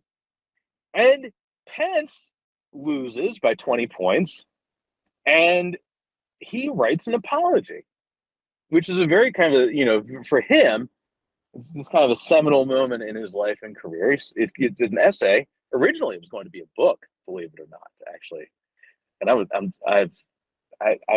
man, boy, you got me going now, man. I got all these things I was chasing for so long, and I kind of put them on the back burner. I totally forgot about it. There's a manuscript out there of this. There's more history of Mike Pence that we can find.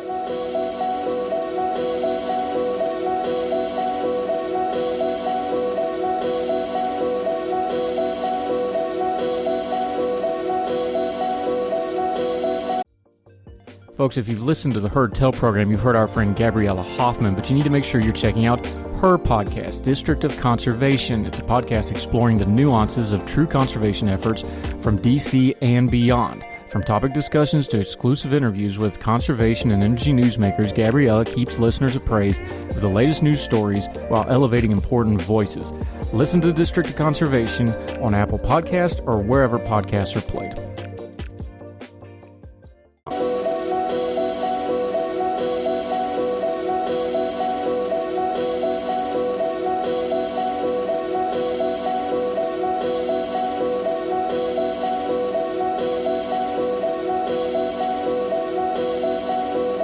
There really is, and I mean, I tried to find as much as I could, but there's so much more on him, and I hope that he'll reveal more of himself, because he is, he, as it turns out, has become an important figure in American history.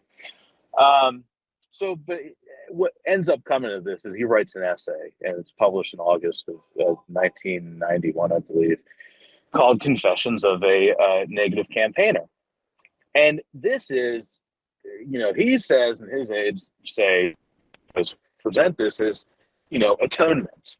he has apologized, in particular, Arabad, but more generally for the attacks that he ran against his opponent, Phil Sharp.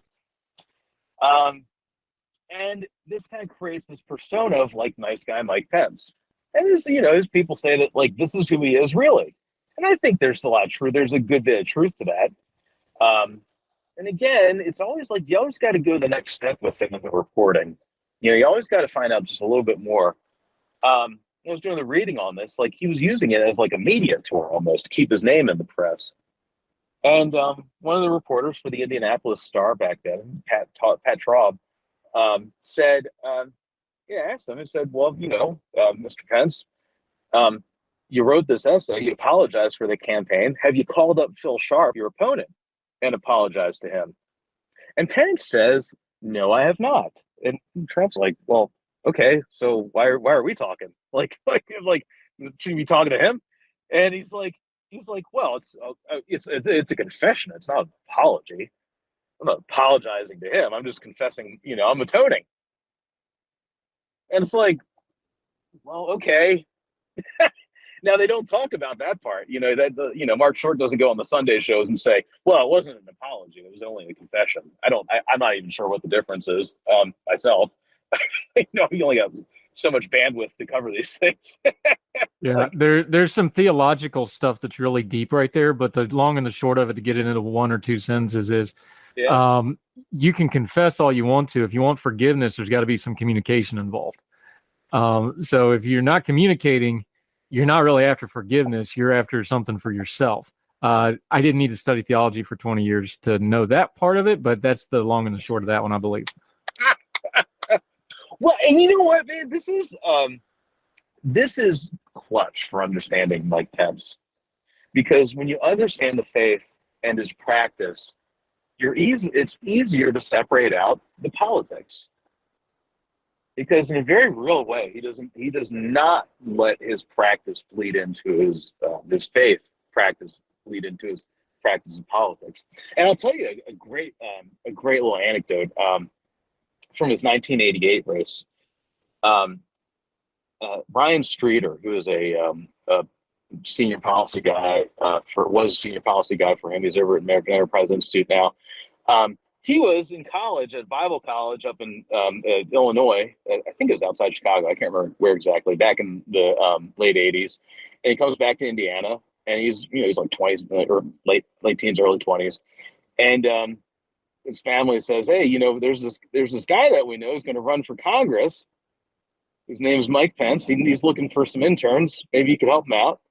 And basically, he becomes his driver on the 1988 campaign. And there are these great moments these two have in the car, just driving through cornfields out near Richmond, Indiana. There's actually, I forget the number of the highway. It's actually it's a famous highway. It's called like the Highway of Vice Presidents almost, because like there's so many vice presidents from Indiana grew up on or near this highway in this stretch from Fort Wayne. Dan Quayle's up in Huntington, Indiana, which is up at Fort Wayne, up near Michigan, down through Richmond, which is like kind of like a parallel to the Ohio border. And they're driving, and they have this moment. Pence is still, he's still figuring things out. He's still figuring out his own religion, his own faith, his own personal feelings on this. And he's talking with Streeter. He's versed in the Bible. And you Catholics aren't always versed in the Bible. Get like that modicum of separation from it, to say the least. And they're quoting verse to each other. And he has like I forget the exact verse. He has it like laminated in his glove compartment, and Brian Streeter does like a pop quiz on him, asking him to recite the verse, and he does really well with it. Again, that methodical nature of Mike Pence, the disciplined nature. But one of the things that they're debating around this is, how do you practice the faith in the political arena? How do you keep yourself? How do you not lose yourself? I'm really glad you brought this up. I'm really glad you mentioned that, because like it's got me going now. It's got the wheels spinning. It's he's struggling with it, and you can see him trying to figure this out. And I think about that now because of all the struggling you see him doing in politics and, with Trump. How do you do the right thing? When do you run for president? Is running for president the right thing? I mean, I do think that, from all my reporting, people make fun of him for this. I've seen some people say that, Pence is a person who believes he's predestined for the White House. And that, based on my reporting, that is not correct. I have not seen that. And everyone I've talked with around him does not. That's not how he works. He does his check-ins. He does the daily check-ins with God. He says, all right, well, where are we going? And, things change. And now, the people close to him will tell you that, yeah, that's how he does this. He listens, right? He listens for what's the answer. I was talking with Dave McIntosh, president of Club for Growth. He was close with Pence in the 90s. I'm still close with him. But, Pence actually helped him run for Congress in that congressional seat that Pence did not win in 1988 and 1990. Pence helps run David McIntosh for Congress in 94. And McIntosh does win on the Gingrich wave. We had a great, we were talking about this because McIntosh is an evangelical Christian, very much in the same mold as Mike Pence. I was asking him this. I'm like, how do you know when God is telling you something? How do you know the answer? This is not I'm so wrapped into politics. My questions are usually like, all right, what's the tracking polls? How much money did you bring in? What's the demographics? What's your voter base? Standard, mechanical stuff like that. But, the nice thing about doing this book was like, I had some more time to just pause and slow down and think about all this. And McIntosh says, it's different for different people, but for a lot of folks, when you know that you have the right answer, and this is the one that God is, directing you towards, you feel like an internal peace. You feel comforted internally.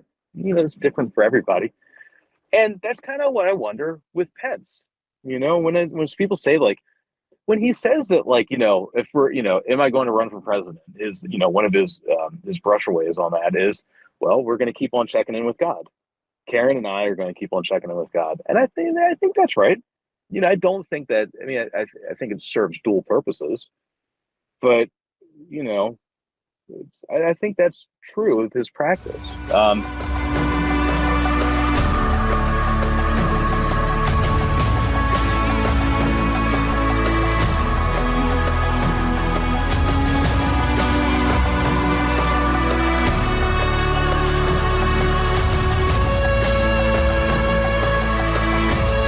Complicated, man. I'm still, I haven't thought about this in a while. I haven't thought about this. He's checking in with God, but he also has a staff of 20 and a $20 million budget in an office in DC right now, which is basically his campaign in waiting. Let's bridge those two things, though, because we're skipping the middle part. How did the guy who and this is why the Republican Party insisted and strong-armed Trump into putting him on the ticket. He's supposed to be the anti-Trump. He's the true blue evangelical. He's the level-headed one. He's the establishment guy. He has the political background from going through things. He has the executive background.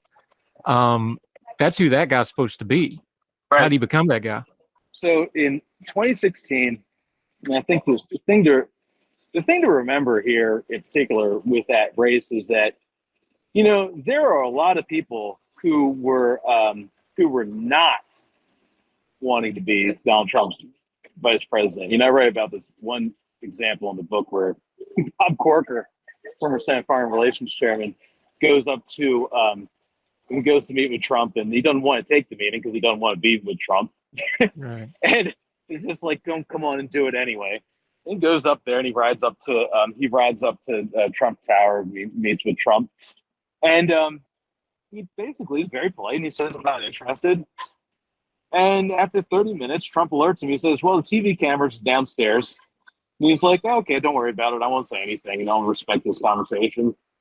And Trump's like, well, no, you just go down there and tell them that I offered it to you. And he's like, but you didn't offer it to me. He's like, yeah, they don't know that. Just tell them that. Really? Just that blunt about it? I mean, I've never covered anybody like that in my entire life.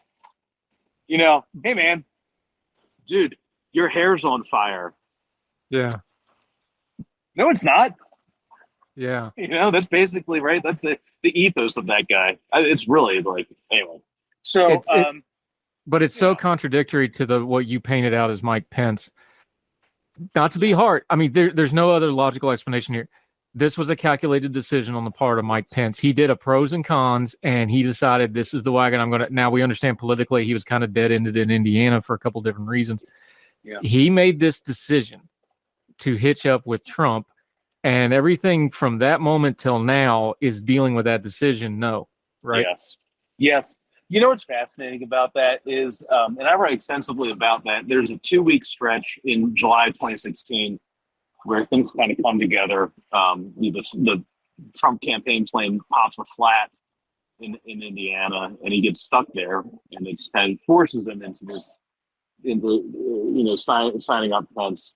And it's been out. I put a lot of that out there already, but I will tell you that when in this decision making, the kind of the calculus for Mike and Karen Pence, remember too that they do work as a joint operation. So it's really the two of them. Is that it's the same calculation everyone else is making. It's the same calculation that Mitch McConnell makes. Not Kevin McCarthy. I'm sorry, Paul Ryan, but for other Republican leaders, which is Donald Trump won't be a problem in 4 months because he'll lose. Because my God, how could this guy win the presidency? Like everybody's operating under that assumption. And one of our tells on this is that we know about this in particular is because Pence's aides are going out there and telling Republican donors, lining them up for a presidential run in 2020, saying, "Hey, hop on board now, get at the table early, and you'll be there with the possible front runner because Pence will have run on a national ticket with Trump at that point. Theoretically, will not have been too politically damaged." And there does come one key moment of truth. I mean, it's funny to think how quaint this sounds given all that we know now. But think back to October of 2016, the Access Hollywood tape where Trump brags about molesting women and popping Tic Tacs so he can molest women. And and Pence has a decision to make whether they hop off. That's probably where he should have gotten off, the train, but he didn't. And they both decided to stay on there. And it was a political calculation.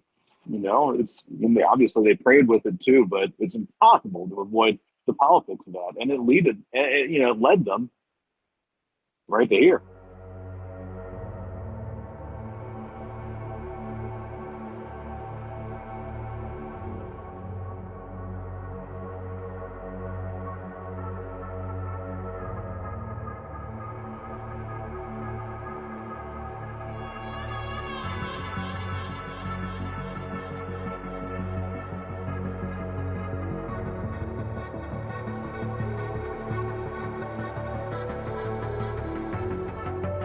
And now we have another political calculation. We get to January 6th. We have the riot, the insurrection that was inside of the riot. Let's not parse all that out today. We have whatever happened with Mike Pence in the building that we're still arguing about. I'm not getting in the car, all that kind of mess. But let's just stick to the political calculation part because we know this is fact because it's on camera and we watched him do it. He hung with Trump through everything else up until the point of certifying the election, and that's when he picked his moment to break. So everything between there and there, he was okay with. From the outside observer, and you tell me because you know more about him than I did, that was, I rode this to the absolute last possible moment I could, and then I stepped off. That's how it looks to me as the biographer, as the guy who knows him better than probably anybody else in the media. Is that how it came across to you?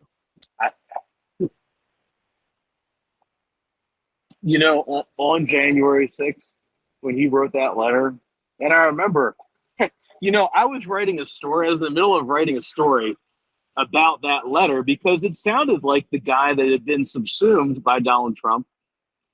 It sounded like the real Mike Pence, the guy that used to study Russell Kirk. That sounded like who he is inside. And I was astounded by this. I was like, wow, where was this guy for the last 4 years? Right or wrong, it's a reflection of character, his character. And then I have C-SPAN on in the background, and I see Niels Lesnevsky from his roll call, CQ roll call, and he's like, well, we're sheltering in place right now, and I can't really tell you where that is because it's a secure location. And I'm kind of like, what the hell, Niels? Like, what are you talking about, man? Like, and then I flip around a little bit more. I'm like, oh my God. I'm like, wait a minute, is this real? Like, is any of this real? It's like right after 1 o'clock on January 6th. And I'm like, oh God, like, and I thought, as this all unfolded and as we saw him act on that day, I thought, wow, maybe Mike Pence is finally being himself. And then 3 months later, he's back on the campaign trail, more or less running for president in 2024, hasn't stated it, not talking about January 6th, calculating again. And I am vexed by this. I really am. I'm still vexed by this because, again, this week, sometimes we see him have like little flashes of courage where he'll say, Trump was wrong on January 6th. And that gets everybody, a Twitter about it, and we all read stories about it.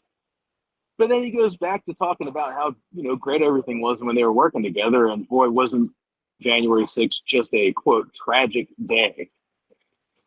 And it's a lack of, it doesn't, calling it a tragic day doesn't, would you call Pearl Harbor a tragic day? It just doesn't, it doesn't ring correct. And I see him struggling with it.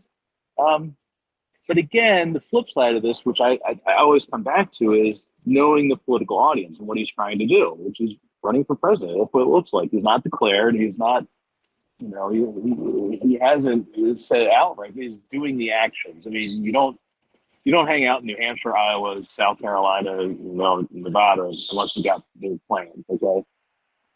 And in some sense, and this is what the Trump people will tell you, it's almost like a revenge tour. Trump tries to get him killed or almost gets him killed on January 6th because he's, staging this coup. This is how you do it. It's similar to the Mitch McConnell calculation. You don't beat Trump, and I do think this is correct in the politics of it. If you were on the Republican side, where the vast majority of Republican voters do believe that January 6th was either not a coup or not an insurrection, or a smaller subset believes it's a false flag operation, or whatever. There's no evidence of any of that. How do you address that? If you're running for those votes, how do you do that? I always have to bring myself back to that, because in this moment in politics, we just don't have clarity in that world, in that side of things. It's not, I'm sure there's a Democratic corollary, but I'm still watching this right now. I'm having a hard time finding it.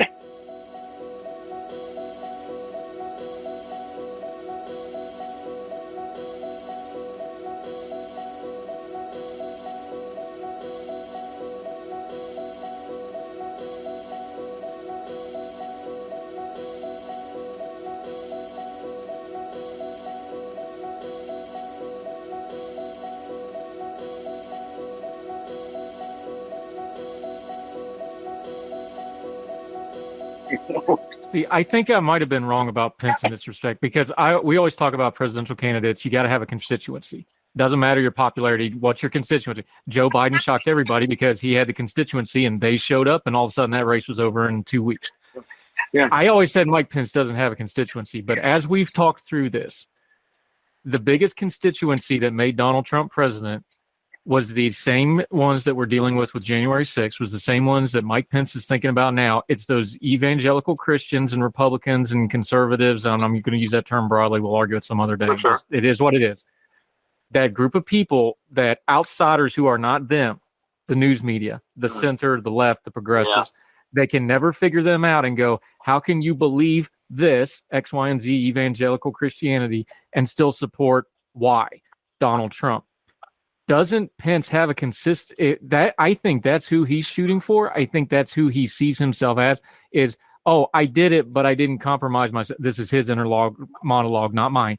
He's saying, this is how we did it. We accomplished some things. There were some bad things. I broke with him when it went too far because let's be honest, whoever's the next leader of the Republican Party is going to be the guy who takes out Trump because you got to do that to get that job. That's how that's going to go. He is clearly, purposefully pointing out, we see it in Arizona, we saw it in Georgia, we're seeing it in other places. He is starting that process now. This is another political calculation. So my question to you is, this is unfair, but it's your job because you wrote the book, is which Mike Pence is this? Is this the calculated one? Is this the real Mike Pence? Or is Mike Pence, to use an old wrestling term, has he believed the gimmick because he's been running for president for 6 years and this is who Mike Pence is now?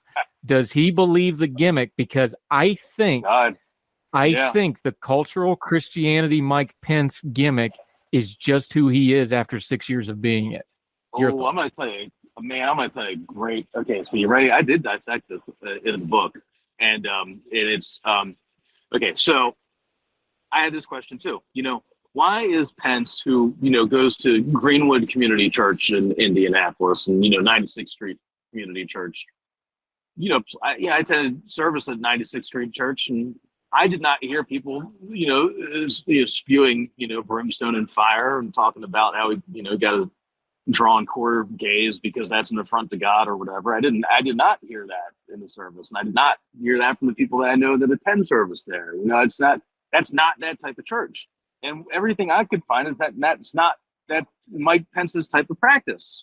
I talk a lot about in the book about premillennial dispensationalism because that is a thing that feeds into this concept of Trump as a savior character. Even to Pence's people would even talk about him in this sense. When Greg Jacob in January 6th hearing said that he turns to Daniel 6, he brings, reads that. I'm getting tingles right now thinking about it. I get chills, man. It's really, I do. Every time this comes up in the hearings, man, I just get chills. That's Daniel and the Lion. And look who the protagonist is. Pence is a Daniel character to his people. This is how they talk about him. He is a Daniel. He is the slave who is a faithful servant to the tyrant and to God. Again, the dutifulness. Yeah, I know, man. Right? I get chills just thinking about it because there is a depth to the character, but there's also, there's also a depth to the BS too. That's also part of it. Trump is such a surface level character that it's easy to forget that there's layers to other humans. Like Trump is a pretty transparent person. A lot of other people are not, See, that's where I draw the line between Trump and Pence. And maybe this is unfair, but this is just me being, a political observer and an analysis and a writer and a host of media. Mm-hmm. Trump is what he is. He's true to who he is, although I disagree with lots of it. I think that's bad. I think it's been bad for the country. He is who he is. That's his natural state. I don't see anywhere where the Mike Pence stuff isn't far more calculated.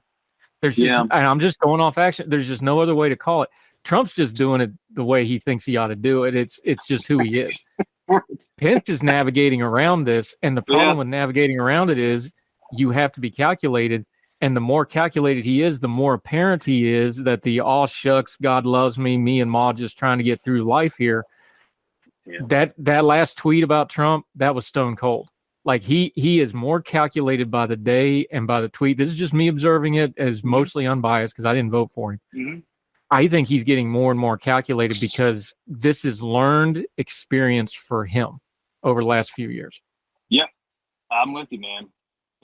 Yes, a couple things on that. He is calculating. And it's this whatever pre-campaign for president in 2024 that we're watching right now, and most people do expect him to run for president, is calculating. He's picking in his shots. He did, Brian Kemp showdown in Georgia, and he won that one. He won that proxy battle. Got another one coming up with Wisconsin. He is incredibly calculating there. And it does make me wonder, I still wonder about, who is the core of this guy. There's certain things that, very much, very obvious about is the core of him. Pro-life, anti-abortion, 100%. And there's a good barometer for that, which is You look at the rest of the hypothetical to the prospective 2024 field, and they're running away from it. Donald Trump, who, should get the political credit for this, for putting 3 justices on there, or arguably McConnell should, anyway, but he's running from it. He's saying we shouldn't be talking about this. Cotton, Pompeo, Haley, all the rest of them, they're kind of running away from this. Pence is running into it. He's running on it. He's holding that down. That might just be a life raft, but he's doing it. So, and I do think that is part of his core. He has been consistent on that. But the other stuff, I don't know.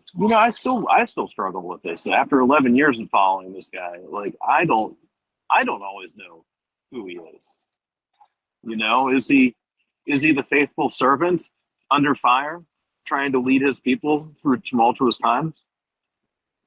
Another allegory, they say, another anecdote is Joseph and the Pharaoh. And Pence is Joseph in that case. Is it like that?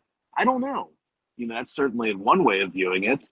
The flip side of that also, or a secular, way of stating that would be adult in the room. And I think you have seen some adults in the room, or people attempt to be adults in the room. But then you also get Rudy Giuliani in the room. So obviously the adults were not able to keep out the lunatics. And anyone telling me about, changing votes via Italian satellites redirecting through Chinese thermostats is not No. sane. Sorry. No, they're not. You're fine. Tom LoBianco, we really appreciated the time. We're going to do this again. I'm going to have you back as soon as you can arrange it, because we got a lot more to talk about this, and he's running for president, so we're going to be talking about it for 2 years. The book is Piety and Power. We're linking to it in the show notes. Make sure you buy it and read the whole thing. Let folks know where they can follow you until we see you again back on Heard Tell. Yeah, buddy. Tom LoBianco. I'll spell it. So I got to say it. LoBianco. Tom LoBianco. You find me on Twitter. Tom LoBianco at Gmail. T LoBianco at Yahoo Inc. I'm over at Yahoo News. All my stuff over there. And yeah, man. Wherever good quality podcasts are aired around this country. Yeah, we're going to definitely have you back. You quoted Daniel 6. I'm a Daniel 3 guy. Y'all can figure that out on your own some other time. Oh, wow, man. Right down to the Twitter handle. Everybody always asks me where that's from. That's Daniel 3. We thank you so much for your time today. We'll do it again real soon. Thank you, sir. We'll talk soon. Thank you, Andrew. All the music on Heard Tell is provided under a Creative Content license from monstercat.com. Somos la máquina.